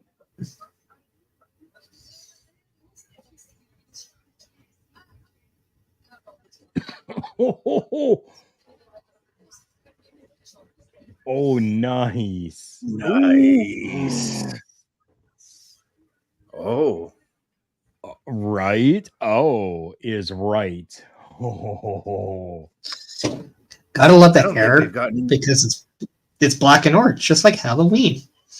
They know what they're doing. She is Halloween. She is Halloween. It's funny that you sing that song, Carl, because before I got on pre-broadcast, I was listening to the Marilyn Manson version of that song. Not a bad version. Just one of the worst live acts Carl and I have ever seen. Yeah, he was. Yeah. I've watched a few of his live concerts on YouTube. Just strange and not at all entertaining. No, I mean, his voice was still there. It sounded like Marilyn Manson, but it just visually, it was lacking, definitely, which sucks because there's so much that he could have done. Literally, during this set, we saw him put his one foot up onto the monitor speaker, kind of bend down a little bit, singing to the microphone. Somebody threw a beer can. He opened it up, cut himself, and that was it. Cut You yourself were out able of to beer. understand him at that show? I Oh, so couldn't, definitely. because he's pretty much at the odd time he'd put his foot on the monitor. Other than that, he'd be hiding behind it, singing into it, Right. and then bottling his guitarist. He at one point he cut himself. I don't know like what it probably I don't know if it was a beer can. I don't know if it was a Right. Monster energy drink can or Right. what it was, but it was a can of some sort that he ripped open, used it like Yep. seriously, and I'm not looking for the blood and shock and gore or anything like that. Like that's not Right. what I'm looking for at all. I was just looking for more of a stage show. Right.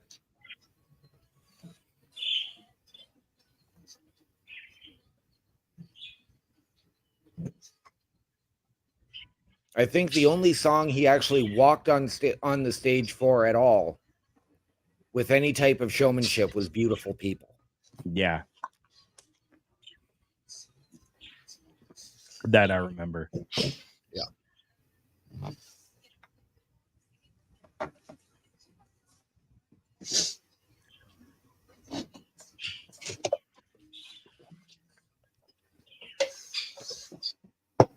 An hour and a half into the show, and my first can of my non-sponsored Dr. Pepper has now made its way down the hatch.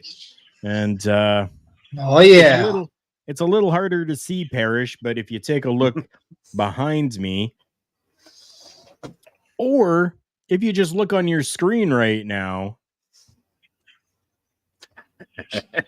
enjoy some non-sponsored beverage of Dr. Pepper. Hashtag Dr. Pepper sponsor Carl Carafel.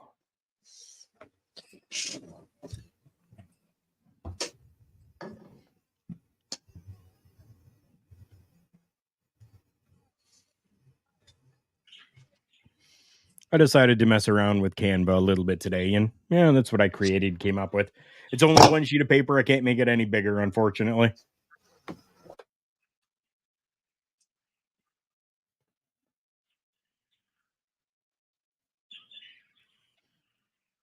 And we're coming back into the And program behind me here. for my set deck, for the start of my set deck, I've got the All American boys watching over me.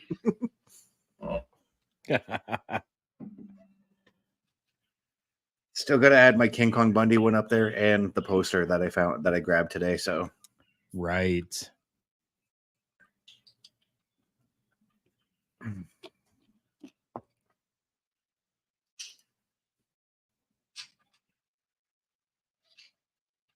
and maybe if I can find my Hacksaw Jim Duggan one, I'll add that one there too. Why not? Go ahead. You know, it's funny, Carl, you alluded to it earlier that the first half hour, 45 minutes of the show was very Sammy and Jay heavy, and yet we have yet to see Cody.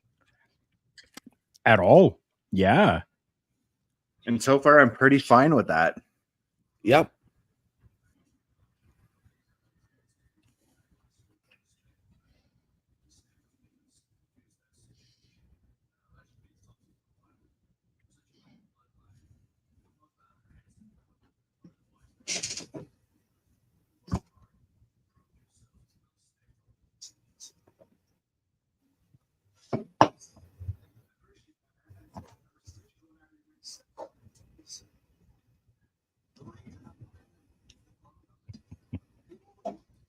I love it. Oh.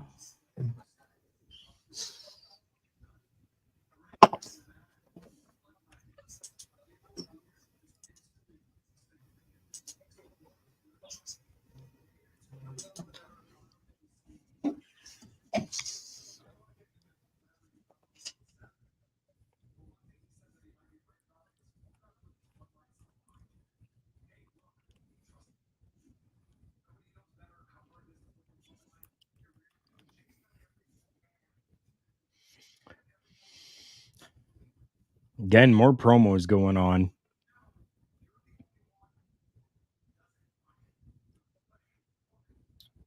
Nice black on black with Drew's jacket there. Yep. I've always remarked how much I like his jacket. I think this is really the first time that I've actually been able to see it like close like this. Right. And I actually really like that.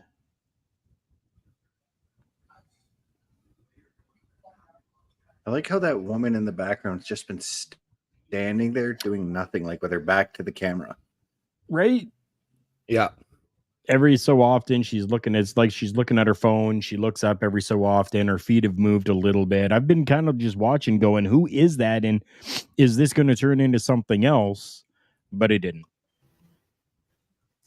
See, we're getting a match for next I've week been, here. Ever since Drew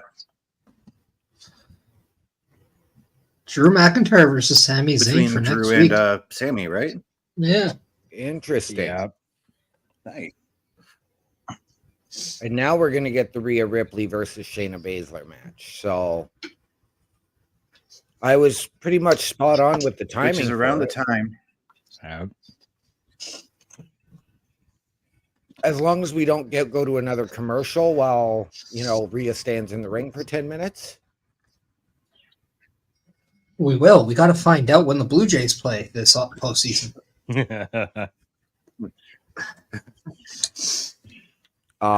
April.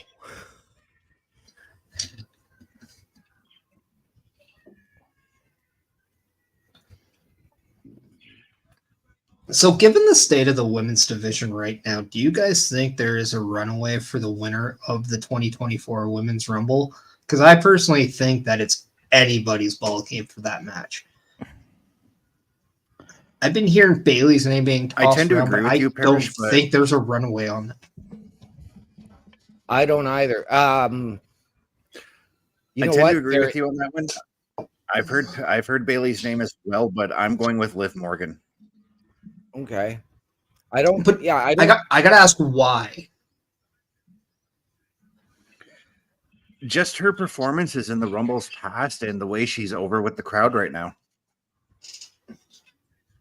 Okay. She's just I don't know. She's going to be that sentimental favorite. You know what I mean? For as green as she is, I'm thinking they're going with Jade.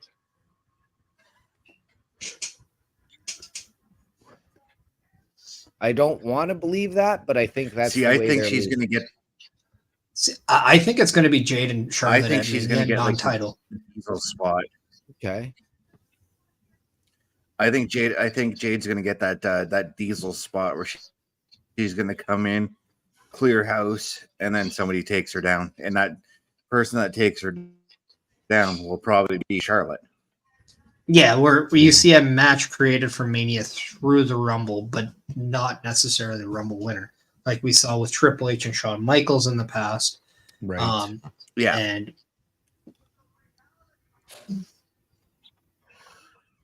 I mean, we've really seen even Logan Paul versus Seth Rollins from last year, or from this year's Rumble. True. I find it really hard to be able to pick a winner when it comes to the women right now for the Royal Rumble. There's so many different competitors and stories that are going on all at the same time that it's really hard to tell. Like, could we have a Piper Niven who decides she's done with Chelsea Green and the tag team championships and say, screw this, I'm winning the Royal Rumble so that I get a championship Right. instead of a tag team championship? Could we see this woman entering the ring right now, Shayna Baszler, go back and become the killer? I was just going to say, OMD, I was just going to say, OMD, I wouldn't be, I'd be perfectly fine with her winning it too. Absolutely. Because, again, she also had a phenomenal performance. Yep. In past Rumbles. See, there's a name that I think everyone is overshadowed through, like Jade Cargill, that is probably going to debut at the Rumble, or sorry, not debut, return, and that's Kairi Sane. And I'm really curious to see under the Triple H banner how she's going to get presented, because through Vince McMahon, we didn't see necessarily a lot, but with Triple H at the helm, we've seen so many women, i.e. Tegan Knox just last week, get such a high spotlight shown. Zoe Stark has been just absolutely killing it. We've been seeing more Dakota Kai through Damage Control spotlighted. Io Sky has been absolutely just transcended into a different spotlight. That I'm wondering if Kairi Sane is going to be thrown into that same category. And if Io can hold the title till Mania, I would love to see Kairi versus Io. I still want to see a triple threat between Io, Asuka, and Kairi. I think that is a match that, at least if WWE ever decides to do a match in Tokyo, perhaps even try to do a Tokyo Dome show, that has to be a main event match. Yeah. Mhm. Yeah. I would love to see them go to the Tokyo Dome. And there's also a name that we're not putting out there, but she should be ready by the Royal Rumble, and that is Alexa Bliss. Mm-hmm. Yeah. I have mentioned Alexa a couple times. Not tonight, but I don't see Alexa coming back for the Rumble with her due next month or 2 months from now. And she said that she's going to take her time. Yeah, but she's a professional wrestler saying that on the internet. True. So, I mean, but I'm also wondering if you could see one of these surprise NXT call-ups, maybe a Cora Jade or a Roxanne Perez. I don't think they'll. I think they'll be in there. I do not think there's going to be an NXT woman to win the Rumble. I think the only one that has probably the highest shot right now is Tiffany Stratton, and I still don't even see that happening. Really? I see. I've got Lyra Valkyria over Tiffany Stratton winning the Rumble. Yeah, I don't even know if they have Lyra being a NXT Women's Champion right now, let alone a Rumble winner, let alone main eventing a WrestleMania. I think that's kind of where you have to right. Lyra still has a natural growth in NXT where I still see her in NXT for the next calendar year. I mean, from here on into next year in October. Right. Right. She very well could be a call. You can still have Lyra come in the Rumble, but not be a call up. Oh yeah, sure. Yeah. I mean, we had a lot of NXTs. Like Roxanne Perez was in the Rumble this year, not called up. Same thing. Casey I think Catanzaro. Indy Hartwell was in the Rumble, and at that time she wasn't yet called up. She was called up a little bit later, but she had yet Shayna to be called Baszler up. too. Yep. Shayna Baszler, I believe, actually did very well in her first Rumble on the NXT. Did. Yeah. Because I remember when she appeared in that Rumble, and I'm like, okay, NXT wrestler, she's gonna get dumped out pretty quick, but she turned that around pretty damn quick on me. Yep. As long as we don't get the retired Ronda Rousey, as long as we don't get retired Ronda coming back. Well, that's not the R word I would use for her, but at the same time, I think that another return we could use for the Rumble this year, given who we just saw on SmackDown, given her contract status with Impact, we could see Mickie James return. Yes, we could. Because I think that is your best slam dunk as your top female nomination for 2024 Hall of Fame. Yep. We talked about that on Saturday there. Mm-hmm. So now, can somebody explain to me why production allowed this to happen? So we had Rhea Ripley come down to the ring. We saw Shayna Baszler come down to the ring, but then we went to commercials. So, what were these two doing in the ring? They waited for the entirety of commercial breaks to happen. These two were in there to fight each other, to make a statement, and they're just standing in their respective corners, twiddling their thumbs, sticking their fingers up their butt. Right. You could have production-wise, still gone to what the commercial hell? and then had. You could have still had them go to commercial, ring the bell to start the match, and during the commercial break, and have them break into a fist fight or something, and then come back from the commercial and be like, "This is what you missed at the start of the match." I would have just had this. I would have had the promo for Shayna Baszler or from Rhea Ripley, and then right when she finishes, that's when you go to commercial break and you come back with the entrance, and then you have that hot start. Yeah, right. That's what I would have done. But I know that this is the thing when you have television, though. You have to do commercials at a specific time.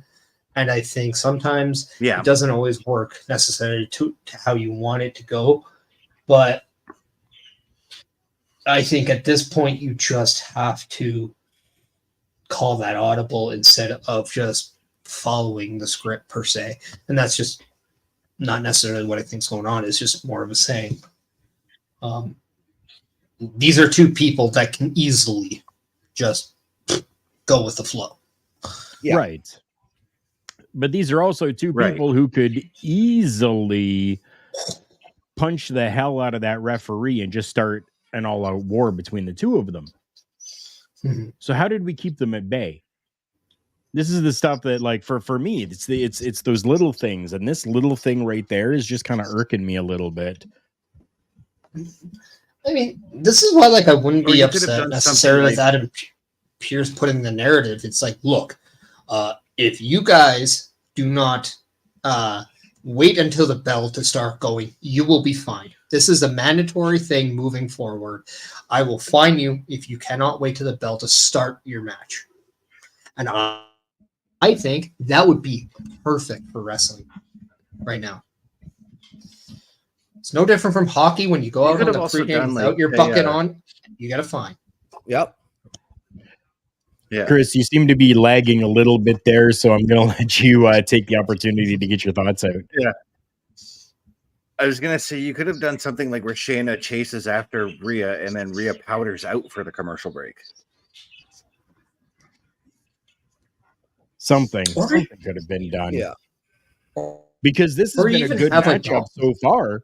Oh, yeah.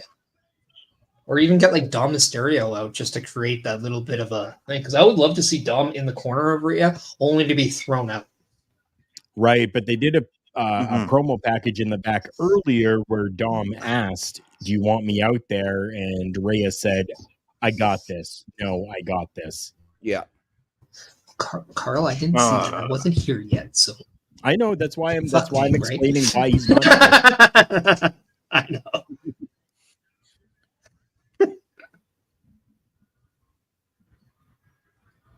Oh, okay. Really? I think this because I think this is going to set up for a multi-woman match for that title.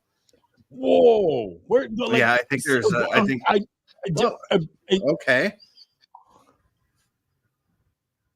And that's a name too All right. that we have to think about for the Rumble. Zoe Stark. I have time for that. Yeah. I'd be fine with her winning as well. Absolutely.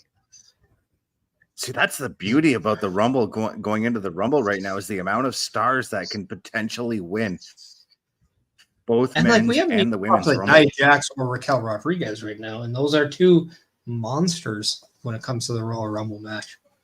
Yep.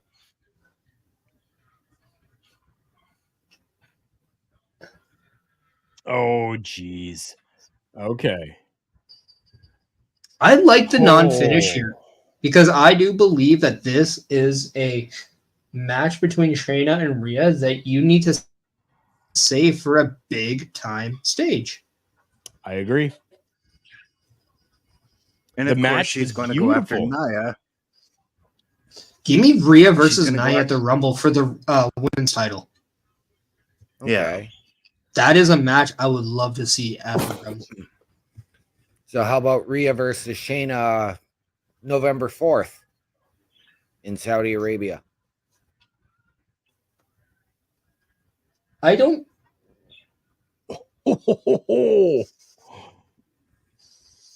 I want to see like a. I would love to see like a scramble match or something. Okay, yeah. It's been a while since we had a scramble match, and actually, that's probably one of Mike Adamley's best ideas that he's had. Yeah, it's my favorite graphic is Brian Kendrick was WWE champion at one point. Right? It was great. Yeah, he was. If I was him, I would have just gone Rogue, like Rogue Energy that you can see down right below. Yeah, that was smooth. But I would have just started like breaking up all the finishes, like all the pins, just and then run away. I would just be that guy. That's what I used to do actually when they had the championship scramble in the WWE versus Raw versus SmackDown games. I'd take I'd win the title at the start and then just powder out and just interfere when I needed to. And talking about women that are getting a spotlight out of the Triple H banner, is that right there, somebody that we haven't seen a lot of getting that opportunity on Monday I've Night seen Raw. her once. I've seen her once on WWE TV in the past year, and that was just a couple weeks ago on Main Event. Yeah. Oh. And she's in gear.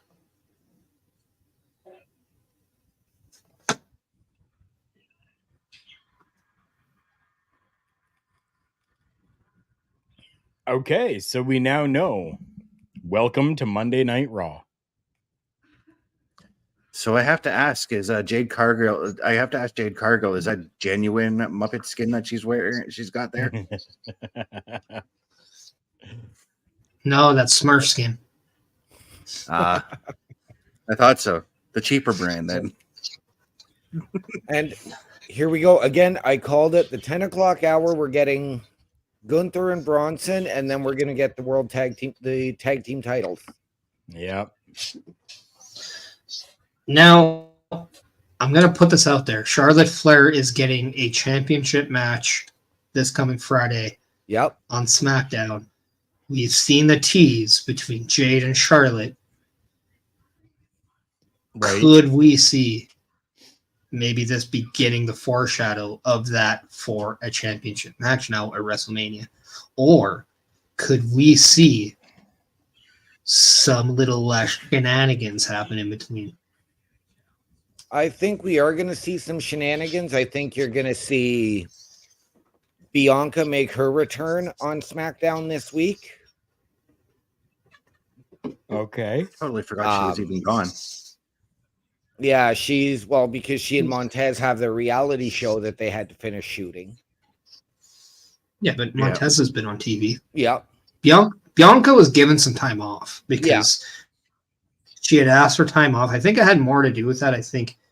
They were using her a lot. Oh, yes. Like a lot before. Yeah. So I think this is just them giving her a just got off a much one-year needed title break. reign, so Yeah,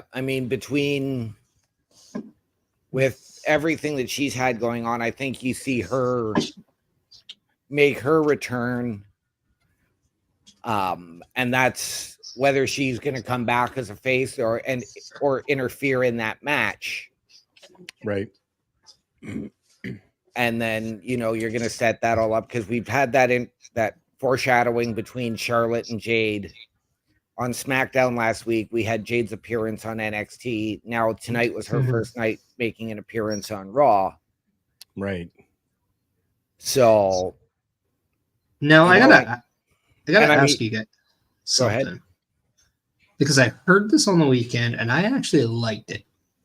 There's a lot of talks and a lot of people saying, hey, Jade should be the female in the Bobby Lashley group. Now, right.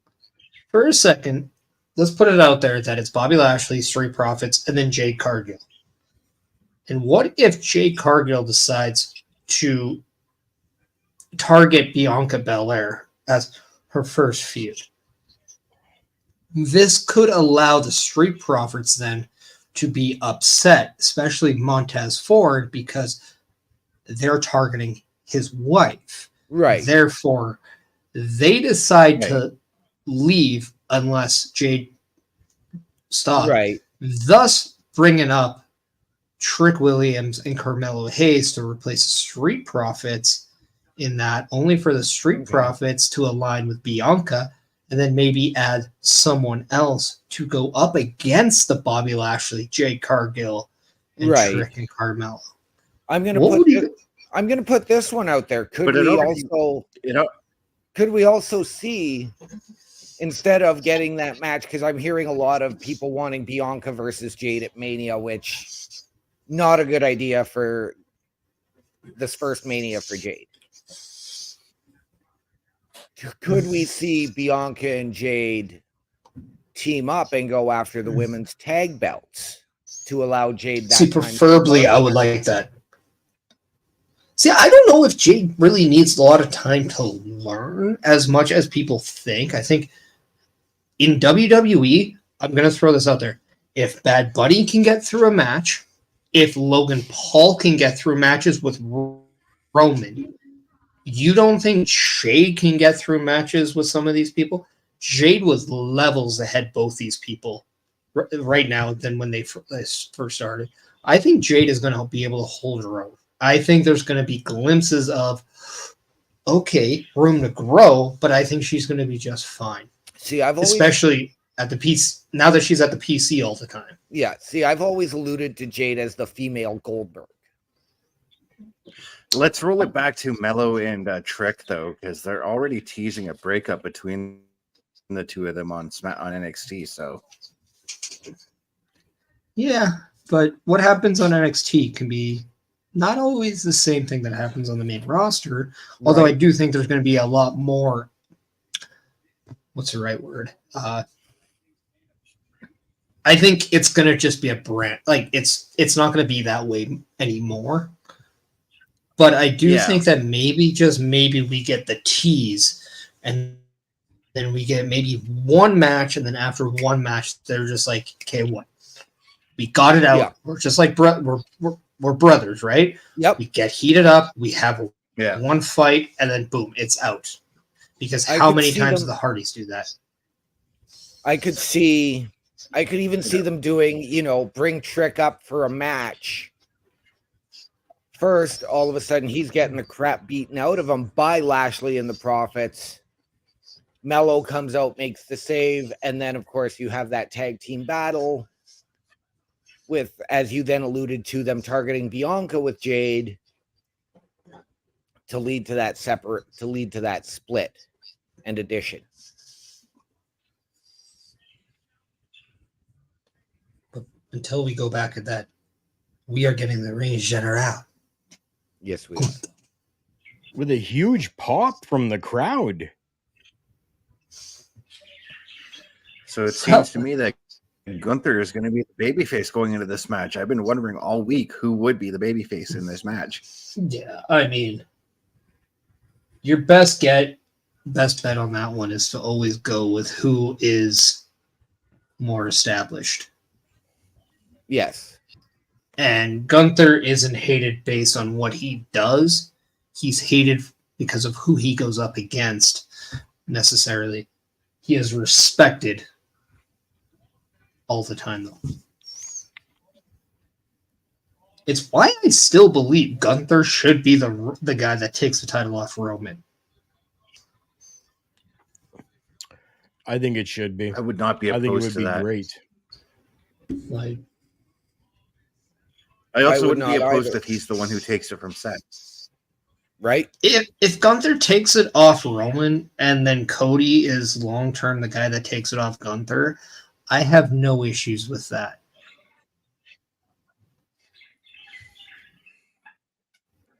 I am loving right now this big fight feel that we're getting.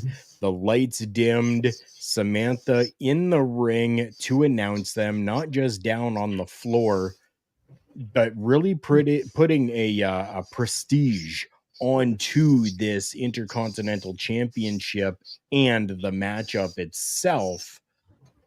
Yes. I love it. Yes. And as we were alluding to Roman, as I mentioned to Carl this afternoon when I was over, they pulled a massive swerve at a house show in Kansas over the weekend and had Sammy pin Roman for the title. But Roman's foot was on the rope at the 3 count and another ref came down. So it was a dusty finish. Yeah. Yeah. But apparently it was, of course, a massive reaction. That is exactly what I wanted to see in Montreal. Right? That's kind of like, sounds like the same kind of reaction we got at a house show I went to in 2005. One of the matches was a triple threat match for the Cruiserweight title. Nunzio was defending the title against Funaki. and I can't remember who the third person was.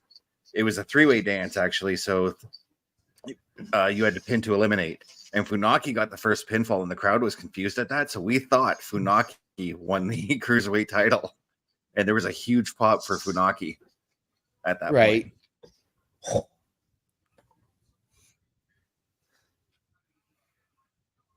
Funaki definitely got some good pops, but you know who deserved more? That's right, Aldo Montoya. Hashtag Aldo Montoya. Aldo Montoya for the Hall of Fame. You say Raw's War, I say hashtag Mano. The Portuguese Mano.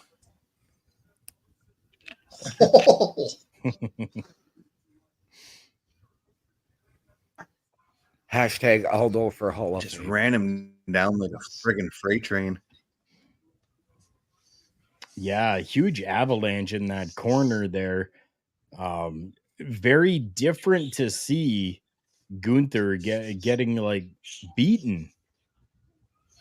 Yeah, it's a little bit Oh, rare to see Gunther retreating like he did there.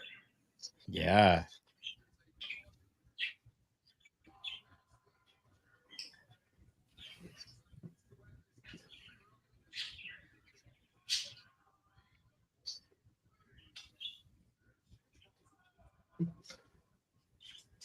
You know, actually, what would be a moment that I would love to see? Gunther beating Roman at WrestleMania for the championship. And then Monday Night Raw, we get the return of Brock Lesnar to tease the much awaited matchup we want to see. Brock Lesnar versus Gunther. Okay. Now, Brock doesn't win, but we want to see that match. Yep. Yeah, just fucking take my money, you know? Yep. I will, because I need to buy diapers. Mm. And my kid needs them too. How is little Memphis? He's good. He sleeps a lot, so that's nice. Yep. Not so much at 4:30 in the morning, but he Yeah. sleeps a lot.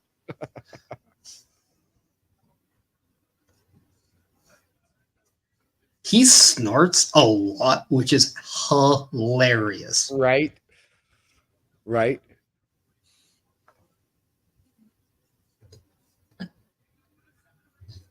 Gunther's playing the smart game right now by wearing down Bronson right now. Mhm. You have to.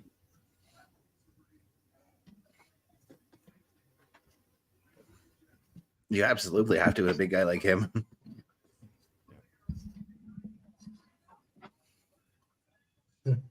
Now, here's an idea that I think might get kind of a reaction, but it could be very intriguing if they do it right. Remember the Intercontinental three-way match at WrestleMania 2000 between Chris Benoit, Jericho, and Kurt Angle? Yes. And we had two titles on the line. That was a fantastic match. Yes. What if we got a match between Roman Reigns and Gunther? Title versus title. 2 falls. First fall for the IC title. Second fall for the championship. Okay. Interesting. And in all honesty, I'd make that a 2 out of 3 falls match. First fall for the IC title, second fall for the world, and the third fall for both. But then what's the point for the first 2 falls? Yeah, that's kind of pushing it a little bit. It is. But you have Roman win the IC belt, drop the world, and then Gunther win the IC belt back. But then he would be both champs. Yes, he would. My theory is It take just kind of sounds like Vince Russo fucking there one day. No, nothing's on a poll. And this isn't WCW, so I wouldn't be putting the belt on myself. Hey, Vince McMahon did that. Just saying. Vince That McMahon he put the did. title on himself. That he Yeah. did. Yeah, even Triple H, when he was the CEO, put the title on himself at Royal Rumble. Yes, he did. So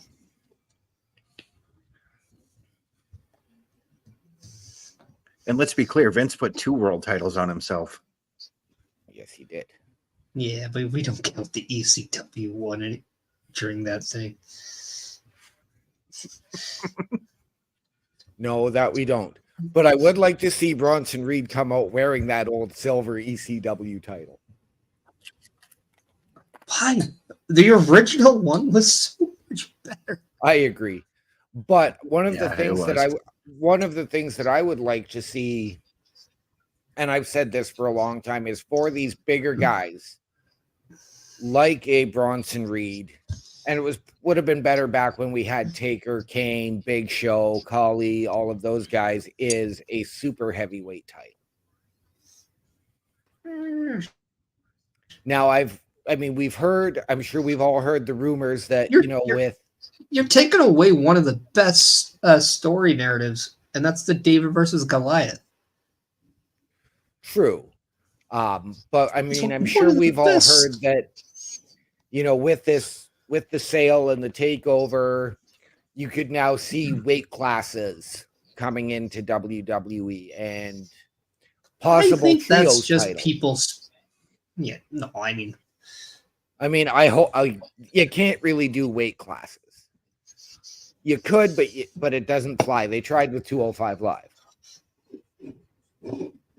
well, I mean that's just a cruiserweight title, more or less, with a new name. But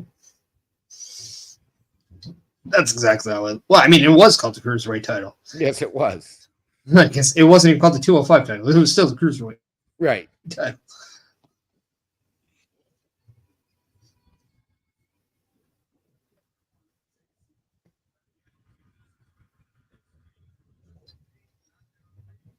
Interesting. All right, gentlemen, I'll be right back. I got to make my rare visit to Tinkle Towers. Okay.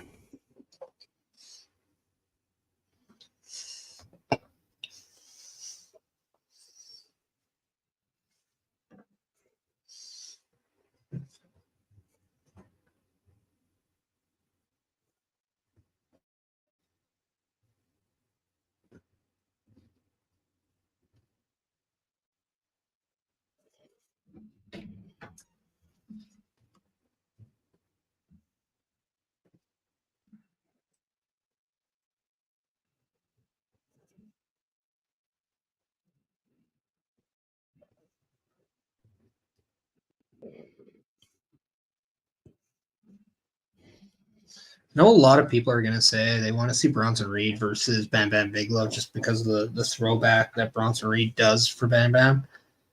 But no, the fantasy match, I want Bronson Reed and it's Vader. Easy. All right. Yeah. I want to see Otis and Bam Bam Bigelow. That's the match I want to see between those guys. Yeah. Or natural disasters versus heavy machinery. Come on now. Mm. Yeah.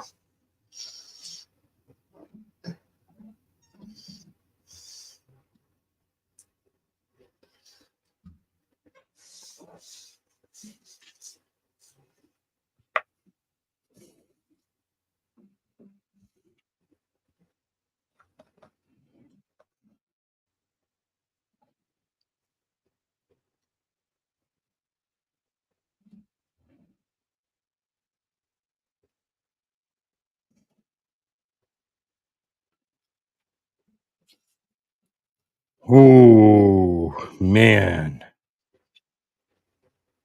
Just kicking the snot out of each other.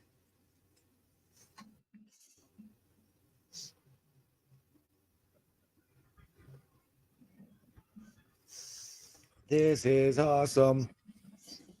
Right?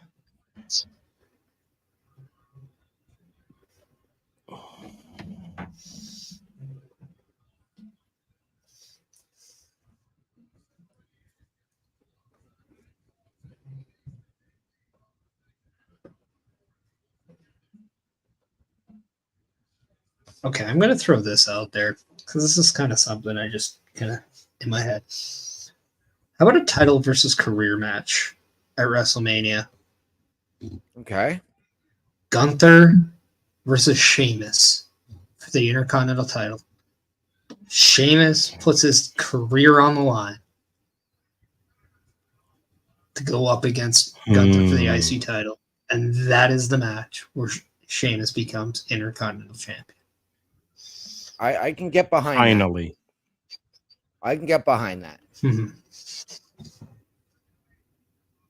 Because Gunther has already beaten him numerous times. The only way he accepts a match is if Sheamus puts something same up, like his career. Oh, Yep. That's a big superplex. Yeah, it's a huge superplex. The last time we had a title versus career match was Miz and Dolph. Yeah, but I'm taking it way higher. Oh, yeah, absolutely. Glad I didn't miss the finish to this match. What do you mean? This is the second fall. No, I'm just kidding. They changed it to a 2 out of 3 falls in I that still wouldn't minute have you missed were the gone. then. Yeah. It was a double count out. They just restarted the match. Look.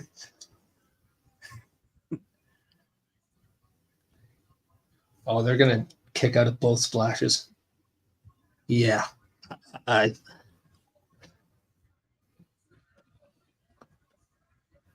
guarantee you Gunther's kicking out of Bronson's splash. Oh my God. What the? Oh, maybe not. Wow.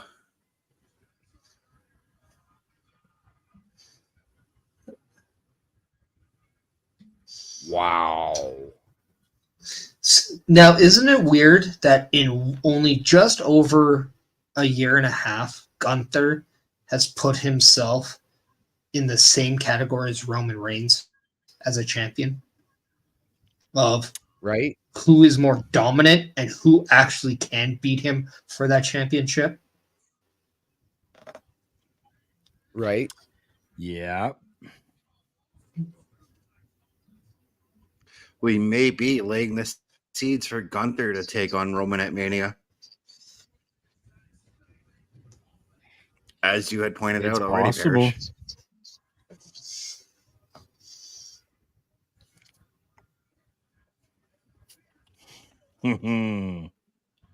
But like, who takes the Intercontinental title off of Gunther?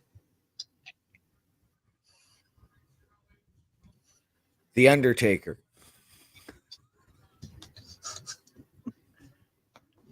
Over his dead body. Right. Our truth Not in exactly his sure return. why, but I can. No, he used see to be an Sami NWA Zayn champion. being the one to do it. He's guaranteed to be the GM of NXT. True. True enough.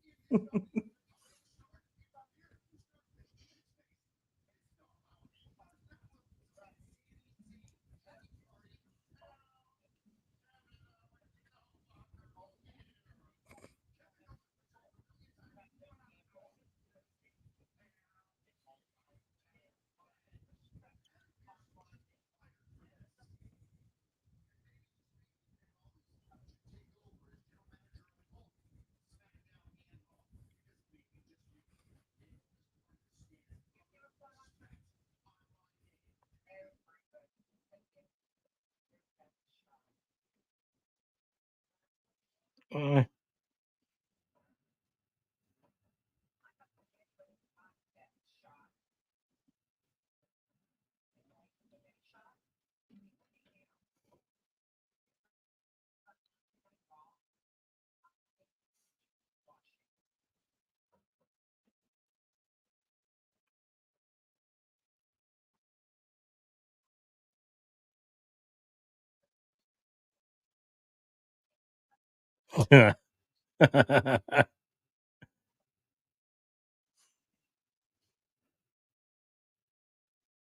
Seems like the Miz has been taking a back seat to a lot of people doing promos these days. Yeah.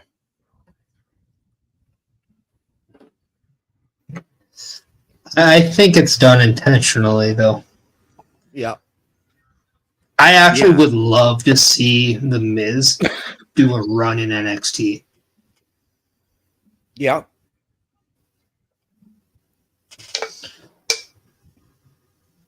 If that does happen, do you put the NXT title on him?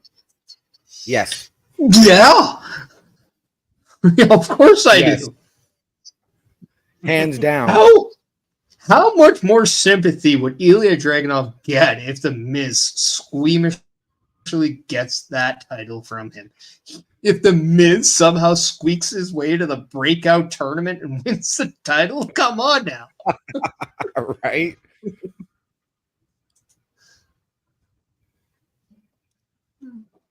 Because who's more breakout than the most must-see superstar? Right? Maybe Miz goes back or goes to NXT with his new Miz-tourage of A-Town Down Under. I'm going to just keep talking about something because I want to wish I didn't hear that. All right. Well, you drink your beer. Mm-hmm. It's so smooth.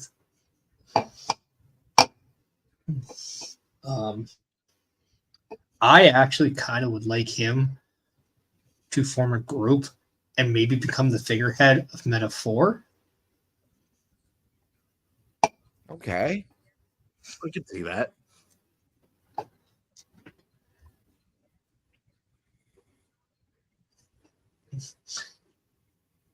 Noam Dar and The Miz together would be actually quite entertaining. Right? I know. Yeah, they would be actually. Yeah.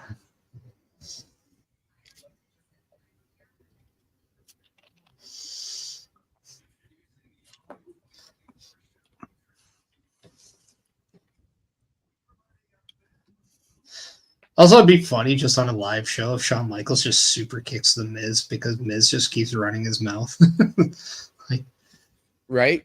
Like, it'd be really funny.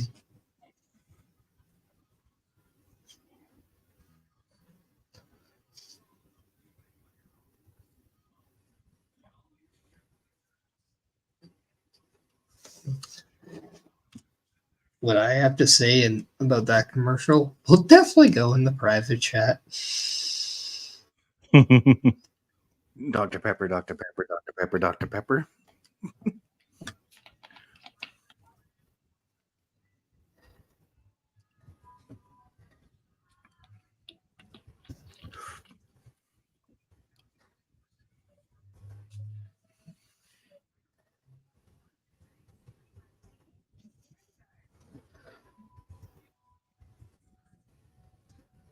So we're getting a commercial for a Five Nights at Freddy movie. I still have yet to play this game. Me too.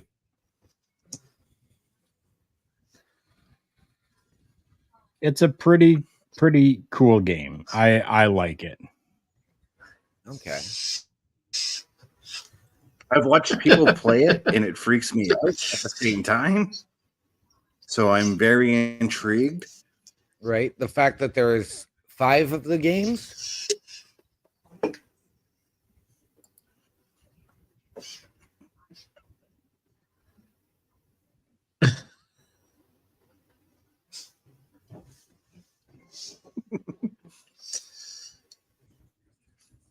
What? You might want to read the. Oh, I already said what I was doing. Yeah.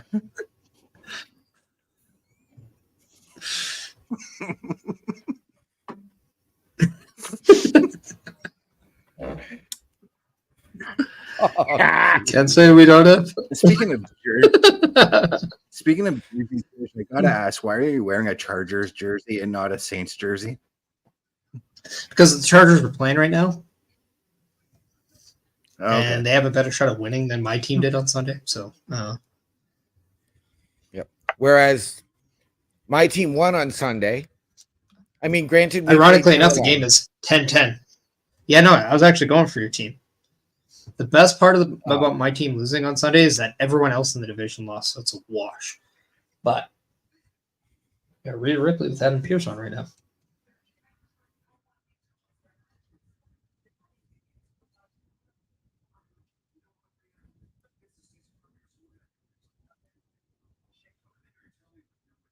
Oh, Fatal 5-way.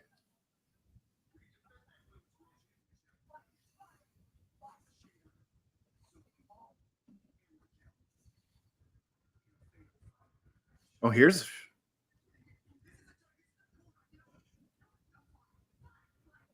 All right. right.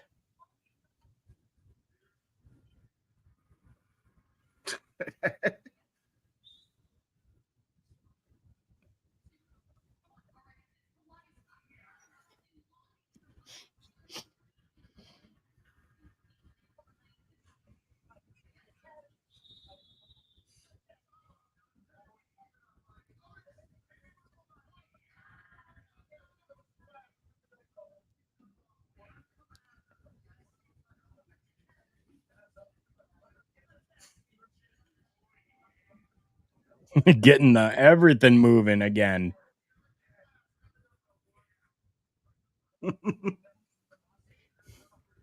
I'm just laughing at Tozawa just continually working out in the background.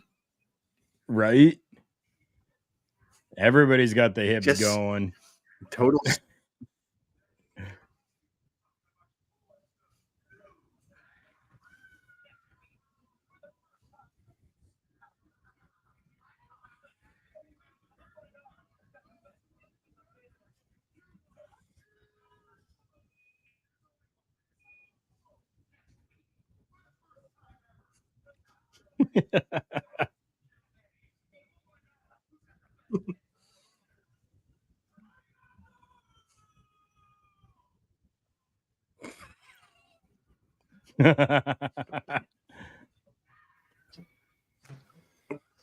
American Alpha versus New Day next week.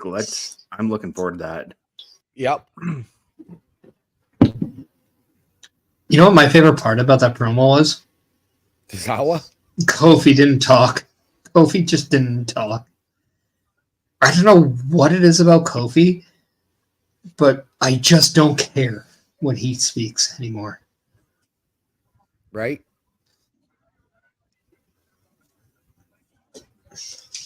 Could be a hot take. I don't know. But anytime he acts like he's 30 years younger, it just feels weird. Logan Paul coming to Raw next week. Nice.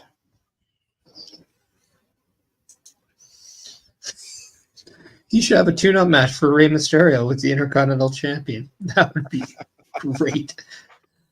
No, but you know what I could see is Bad Bunny coming to challenge Ray. Or Bad Bunny coming and taking the title off of Gunther. Oh God. Oh God. No, don't ever say that again. No. It was a joke. A bad joke. We have a mute button there, OMD. Just saying. Yeah. Dr. Pepper, Dr. Pepper, Dr. Pepper.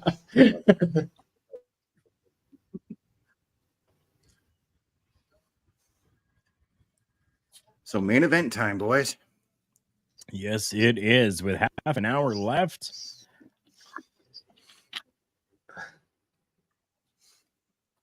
Finn Balor showcasing that his favorite road is Abbey Road. That's true.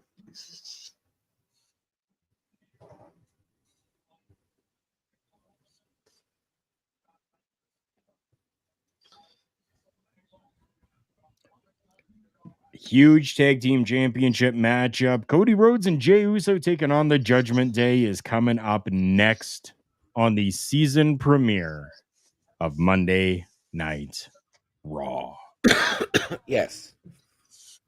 And I mean, this will be, well, sorry, I guess our second time because we did have the backstage interview earlier with Cody and Jay. Right, we did. But still no sign of one JD McDonald. No, not at all Well, tonight. Well, JD McDonald does not exist. JD McDonough, however, has yet to appear on Monday Night Raw. Yes, but I'm also wondering with the face-off that we saw last Friday, if we're going to get a little bit of involvement, if they're going to look to do what I've heard they're going to do, which is separate the tag team titles again. Perhaps, but maybe JD McDonough's non-appearance so far on Monday Night Raw could just be, ironically said, smoke and mirrors for what's yet to come. Yep.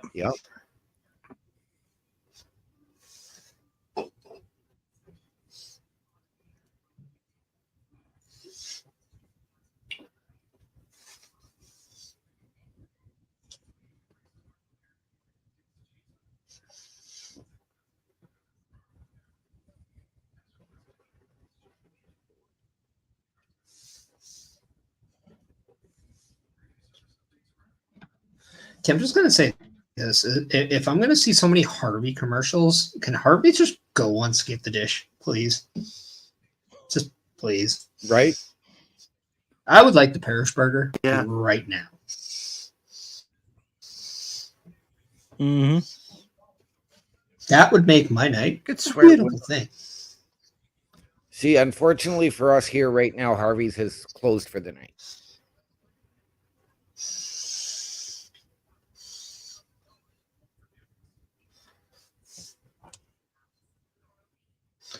And the only thing that stays open here now is McDonald's overnight. Yep. And that's really about it. Even like the Husky closes overnight. Our West Side Cafe closes overnight. We have no other fast food that stays open 24 hours. Yeah. No. Not with the, Yeah, I mean, with the exception Friday of what, night two after Tim the Hortons show, now? Carl and I. Friday night after the show, I was starving, and Carl like almost drove me around town trying to find a spot to go and grab something. to eat. Well, there is the 1 A&W in the East End now stays open 24 hours. Ah, okay. It's lucky that Popeyes was open, and that was on the way to my house afterwards. Because even only the Boundary Road and Great Northern Tim Hortons stay open, and with Great Northern Tim Hortons being under renos, I don't know if they've kept the trailer open. The trailer is open overnights. But yeah, it's very limited like usual. Right. As we know from personal experience.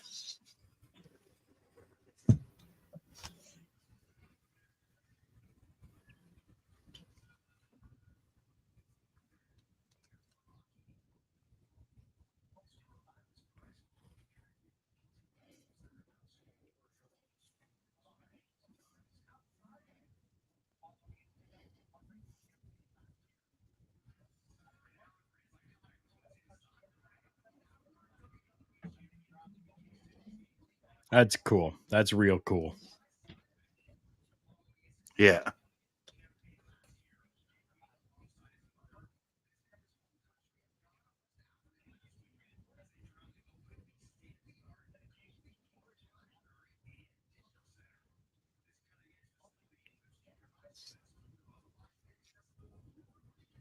New Day rocks.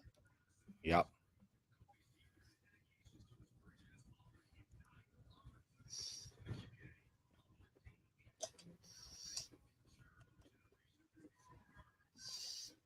Gunther's chest looks like freaking hamburger meat. Hamburger. Parish burger. Parish. I mean, what?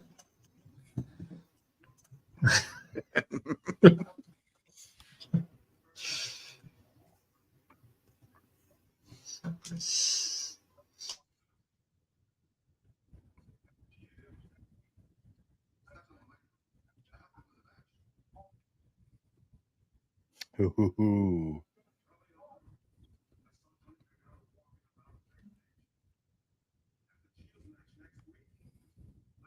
So Gunther not sounding too happy, even though Kaiser won the match earlier tonight.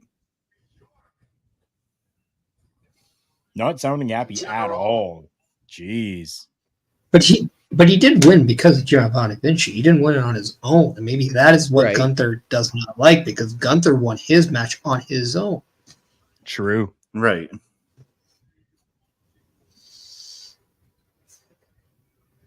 Yeet. I mean, can we at least admit that we see a lot of similarities with how they're building Imperium right now with how the bloodline started originally? Yep. With a definite hierarchy with Gunther and how he doesn't need the rest of Imperium to get the job done, just like Roman didn't early on need bloodline. Right. Yeah. Yeah, the only difference between the two stables is that the Imperium does not have a wise man. That's true. Right. Oh, guys, could you imagine if William Regal became the wise man to Gunther? Oh. Wow. Yeah. Yes. Make it happen. That is right. Like Dr. Pepper just came. I don't need to know what you're doing with your Dr. Pepper. Bam! Bam! Hey, when it's non-sponsored, it does not have any boundaries. What up?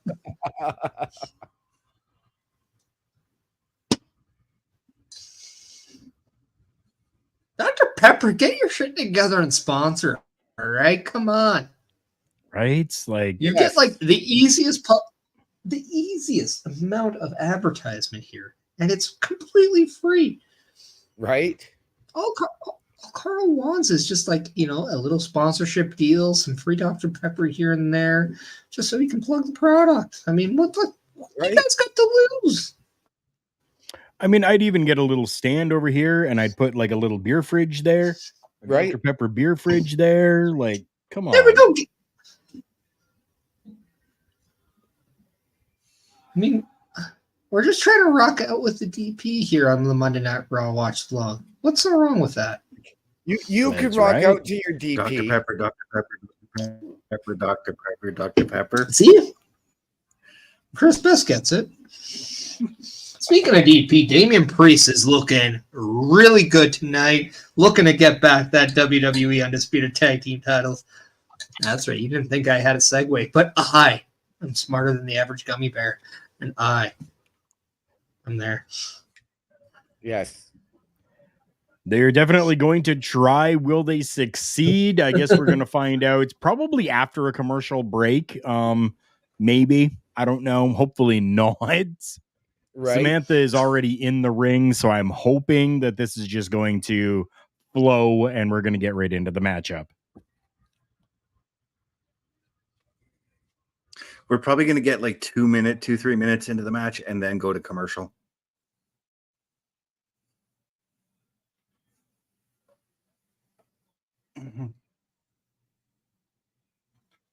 But once again, we're getting that very big match feel between these two teams.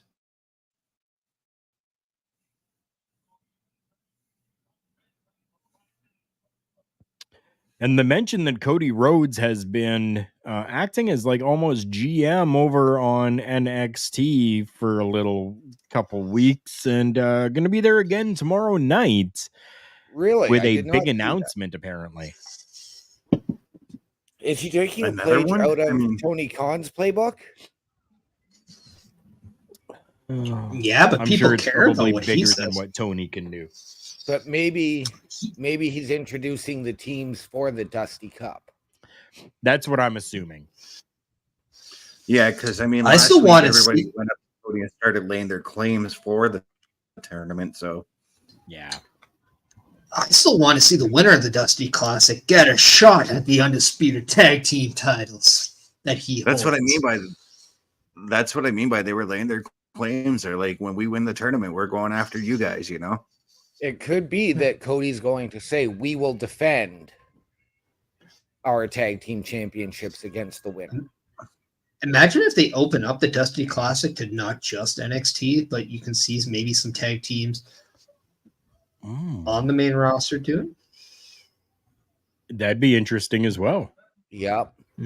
Maybe use some tag teams that aren't being utilized as much right now. Yeah. Like AOP. I think AOP would Oh, be a you great gotta be surprise team for shitting Dusty me. Classic.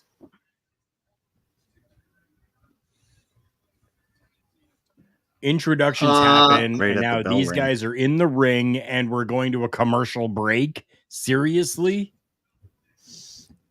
So this means I have time to go conduct another backstage interview in the locker room. Yes, you do. Who are you conducting Dr. an Pepper, interview with? And who is holding the mic?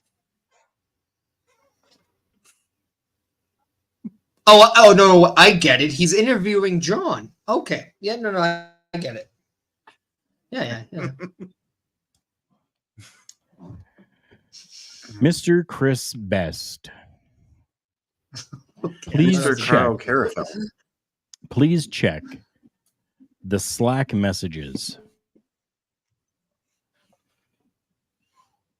Guys, we are forgetting a gigantic graphic right now. We gotta put that guy up there right now. It was already up. For the second time tonight. Yeah.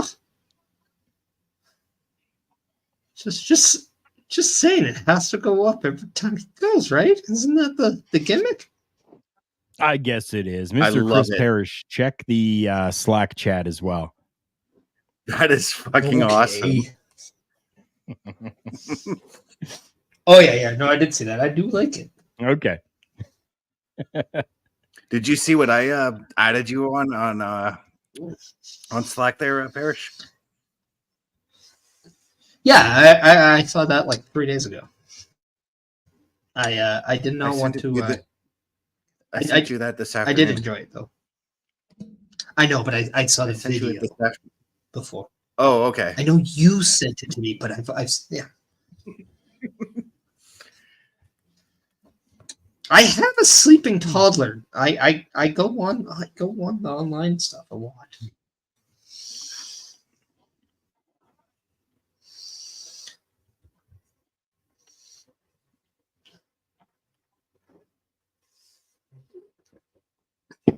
But yes, no, it is interesting. Also, like that interview was quite old. In the sense, it's been like a few weeks old. Yeah, I just. I am going to say it's Karrion Kross interviews. Chris Van Vliet Karrion Kross one was unreal, and man, if people wanted to know just how much impact the passing of Bray Wyatt had on the in-ring push for Karrion Kross, that actually was a thing. As they both were slated to face each other at this year's WrestleMania, and Right. an inclusion of the Wyatt Six with Karrion Kross, Scarlett, Alexa Bliss, Bo, Bray himself was a thing. So very interesting stuff.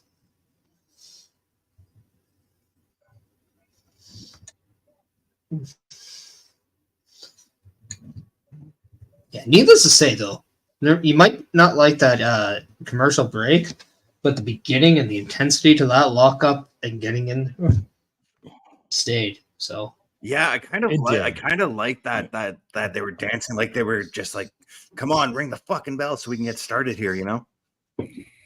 And the fans were still with it. They were amped up. So And as this match starts out hot, I want to give a huge shout out to the 300 people who have subscribed to our local establishment on YouTube. Absolutely fantastic. Thank you for getting us to 300 people. Let's do what we can and make that another 300 more. That's absolutely fantastic. Thank you, each and every one of you. I'm gonna challenge everyone. Let's make it 400 at the very least before the end of the year. Yeah. By January, let's get to 400. Let's do it at December 31, 2023. Let's not even think low. Let's think high.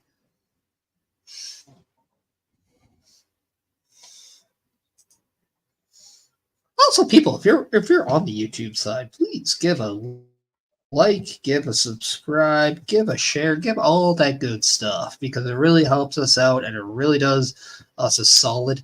So anytime that you want to see more content from not only Turnbuckle Studios but our local establishment as well, you want to hit that subscribe button, ring that notification bell, so you'll be alerted every time that it goes on the air.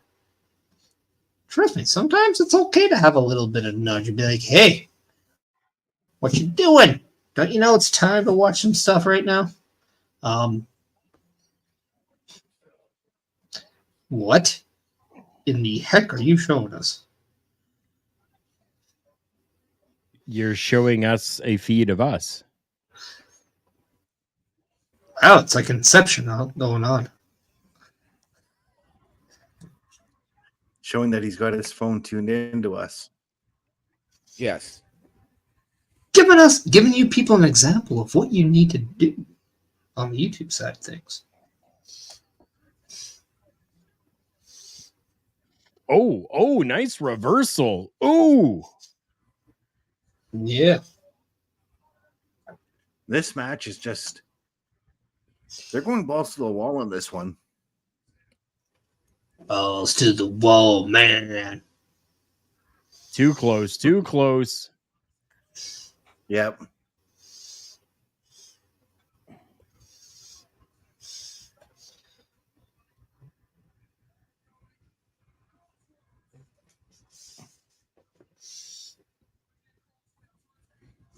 Good job, Dominique. Good job.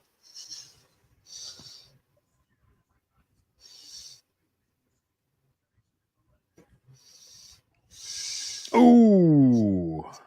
Wow. Nice. Beautifully executed. Hey, Adam Cole, that's how you jump over something and not break your ankle, just so you know. And knowing it's half the battle. Right? The more you know. Woo. I'm actually liking that purple Monday Night Raw shirt there that Monday Night Dirty Mommy? Dom has been wearing. That's a mommy night mommy. That's what it says. I know, but like I just like the way it looks. Like I love how it's got that like Monday Night Raw look to it with the purple and yeah. I agree with that. Ed Fry's coming in. Gotta love how every ref is Ray Charles. Right. Well, let's not forget Stevie Wonder. Yep. I gotta say, You know, the ref on Stevie Wonder Friday, sees John Cena, though. I gotta say, the ref on Friday night, Deuce Diamond, he was on the ball with every call he made, Yes, he was. with the exception of some things that happened in the tag team match. We just won't talk about those. To be fair, though, Yeah, nothing illegal happened there. No, Dominic nothing Mysterio illegal. never got Nope. caught touching anybody. And therefore, the ref can't call what he can't see. That's right. Yep. That's why, like, just And welcome once back, I Ed. want to Thank see you. John Cena cheat in a match, and the ref's like, but I can't see him, so far I can't call. Like, that would be a hilarious guest referee spot. Why does that sound like a thing that Remsburg would do?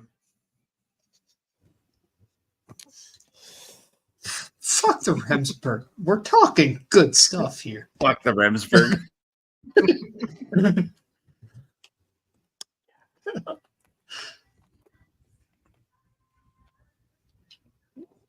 Oh, yeah. Another one that, yep. Yeah. At least WWE officials are better than Rick Knox. Yep. And again, Knox welcome is back, just- Ed. Thank you so much, Yeah. Ed, for being, somebody who is coming here and supporting what we are doing from our local establishment. I appreciate that greatly. If you guys don't know, you should know by now. You can see Ed along with Astrid on Tuesdays for taking over the NXT post show. Ed does a lot of stuff with our local establishment, though. Make sure that you're following our local establishment so that you know every time that Ed is going to be on your screen, which almost seems to be nightly nowadays. Well, and every Wednesday night with Wrestle Draft, which, by the way, this Wednesday is the finale of season 2. We are Ooh. doing the whole shebang because William Hung said it best. Shebang. Yeah, we are running it all the way through season 2. So I was We're gonna gonna say- find out who is the winner and who is the wiener. But Eric Bischoff, don't you fret, you're still the bastard. Now, does this mean if this is the end of season 2, does that mean the following Wednesday is the season premiere of Wrestle Draft for season 3? You're just gonna have to wait and find out. I'm not Tom Collahue, so there is no spoiler warning right now. I love that, Tom Collahue.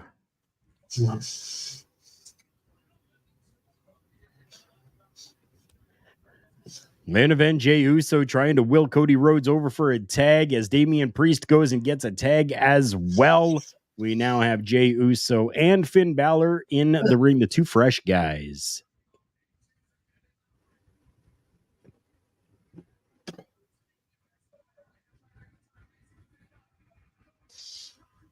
Very smooth t-shirt rip. Right?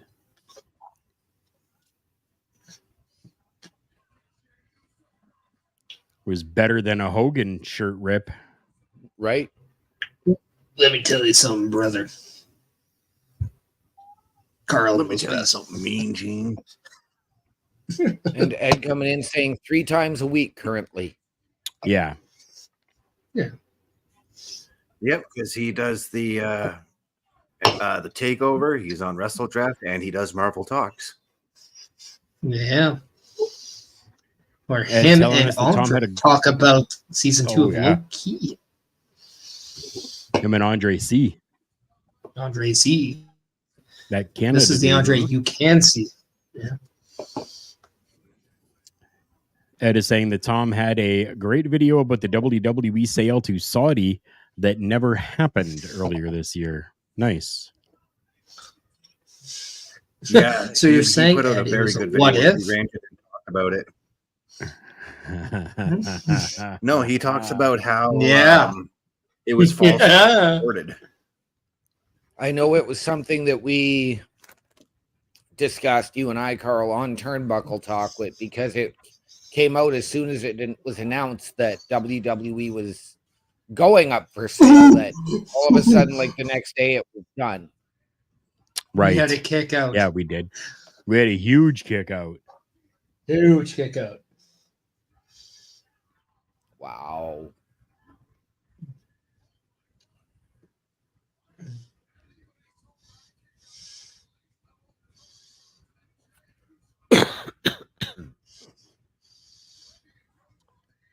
He had wrong thoughts there.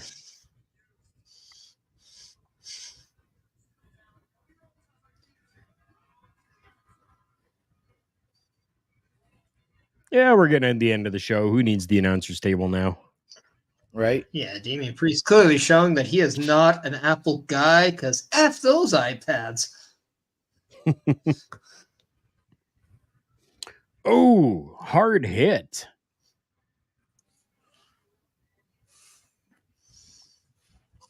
And this is the second time tonight that we've seen Oh. the announce desk cleared off. Yes.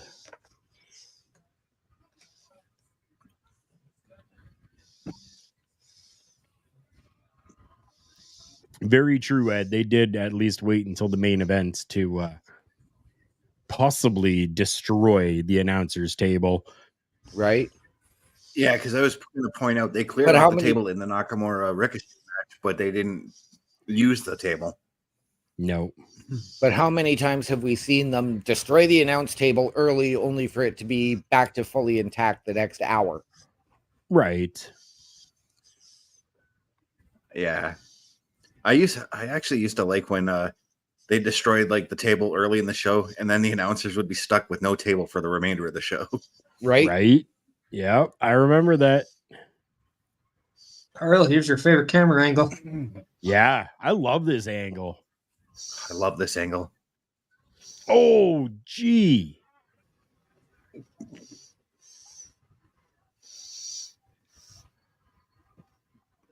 Oh, seriously? Seriously? Why so seriously? What a match these guys put it on. We have 3 minutes left of the program and we have a double down?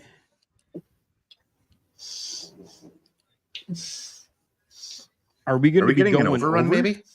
Yeah. Holy shit.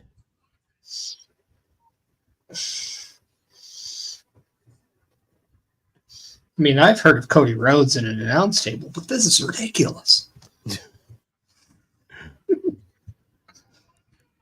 Wow. Ooh, a beautiful looking sling blade. Sorry, OMD.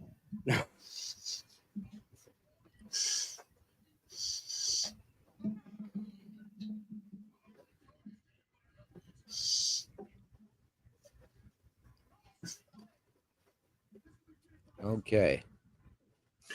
Ed, the fact that he ran with that razor's edge was just phenomenal. Okay. And are we going to get a clean finish to this match? Whoa. Very possible.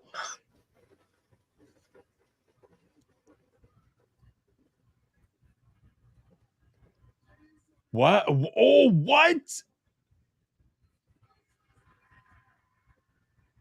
Wait, what?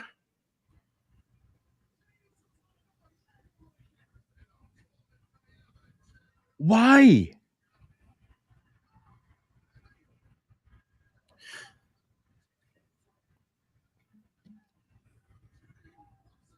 Why?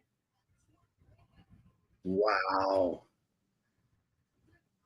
Well, remember Because a couple weeks Roman ago said so. with Rhea striking that deal? Right? But also, how do you think Roman feels about Jey Uso and Cody Rhodes on SmackDown as the tag champions? Oh, he was not happy on Friday. So maybe this was his direction to Jimmy Uso. Be like, you make sure that I don't see those two again, or else you don't come back to the bloodline.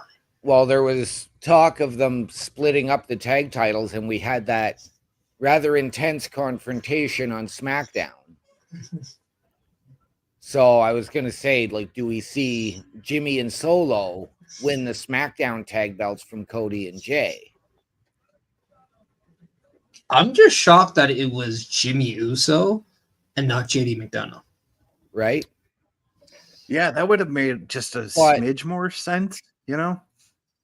But maybe that's because of the JD situation in accordance with the bloodline after what happened at Fastlane.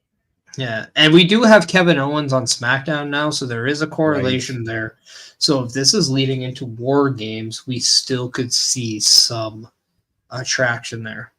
Right? Now, could we see Dom, Damian, and Finn team with Jay and Solo and against Cody, Sammy, KO,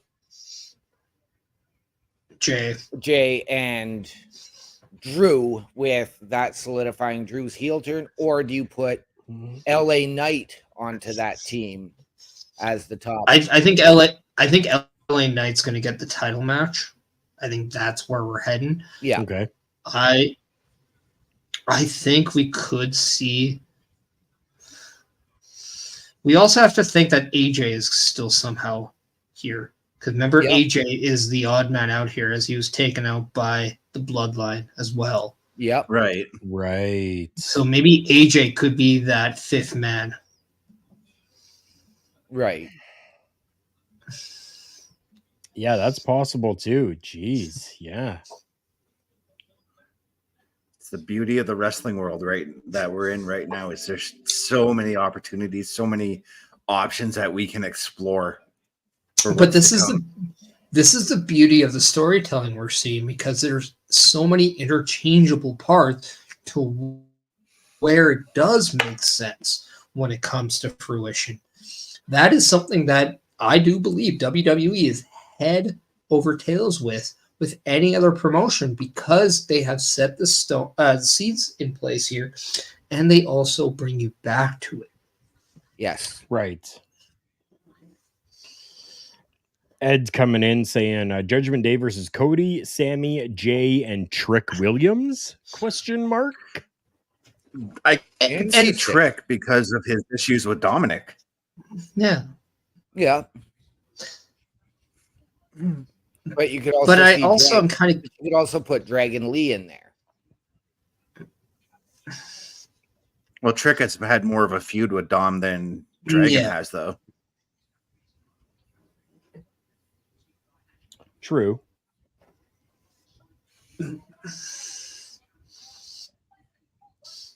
Yeah, I don't know. Like, I do think the Trick Williams thing is interesting, but I do think it's a stretch at the same time.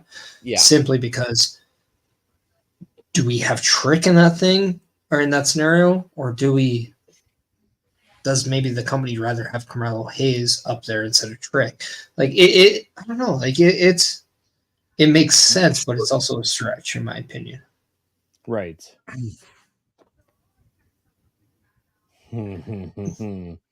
Cody made the tweet he did one last thing before giving up the NXT GM last week. So maybe it has something to do with Trick Williams. That's a possibility. Maybe he made a North American title match. He might well have.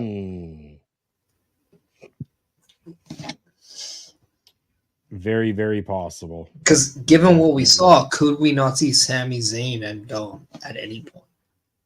Absolutely. I'd be all for that. Yep. There's just so many pieces to this puzzle. Yes. And they all fit well together. They do. They do. Things have really been stepping up when it comes to the WWE and the stories and the storylines and the storytelling and everything coming together like a perfect puzzle and picture. I'm happy. I'm happy right now. Yes. I'm happy to be a fan of pro wrestling. Absolutely. Mm-hmm.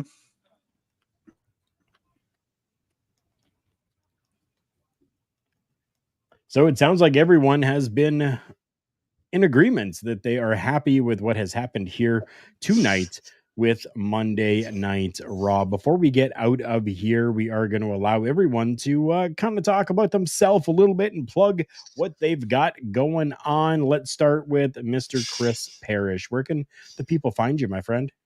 You can find me probably upstairs, to be honest. Nice. Because that's where I'm going. I'm going to eat some food and maybe change Yep. a diaper. Maybe get food on, maybe get peed on. But if by chance you want to know where you can find me on the social medias, well, I mean, there's a ticker below. Find me on the X at Chris Parrish, Instagram and the threads at Chris Parrish. Find me on the Twitch, twitch.com/the Chris Parrish. Find me on the YouTube and on Kick at Chris Parrish. And if in case you're like, well, where can we find you on the OLE point? Well, this Wednesday at 10 p.m. Eastern, you can see me with Ed Fries as we have the season 2 finale of Wrestle Draft. So yeah, find out who wins, who has the better show. And then on Sunday, this Sunday, 12:15 p.m. Eastern, you can see Bobby Munson and myself, the Brunch Bustas, as we come back with another edition of Busting Out. Very, very nice. OMD, what about you? Well, as always, you can catch me every Monday night alongside these three, for lack of a better term, gentlemen, on the Raw Watch Along. Every other Tuesday, you can catch me on Turnbuckle Talk with, again, Chris Best and Mr. Carl Carafel. On the socials, you can get me on Facebook at Daniel Horisic, on Snapchat, One Man Dynamic, capitals OM&D, and on Twitch at OMD17. And, sorry, before I forget, every Thursday night at 8 o'clock on the Boar's Nest with Bubba Duke. Mr. Best. All right, you can find me here every Monday night alongside these three gentlemen doing the Monday Night Raw Watch Along, 8 p.m. Eastern. You can also catch me 8:05 Eastern on Tuesday nights for Turnbuckle Talk. You can also find me at youtube.com at ChrisDamage83, Twitch TV, CBRS_entertainment. You can find me on threads.net at CBestFilms83, and on Facebook at Chris.Best83. Find me on TikTok at CBRS.entertainment as well. Yes, Ed. Gentlemen. Yes, gentlemen. For myself, you can find me at my Linktree, linktr.ee/Carl Carafel. That is linktr.ee/KARL here on Mondays, Turnbuckle Talk on Tuesdays. I got a few other things that I do out there as well, including Beats and Beatdowns, which is coming back, as well as got the Pod Life. You never know where you're going to find this face on our local establishment or Turnbuckle Studios.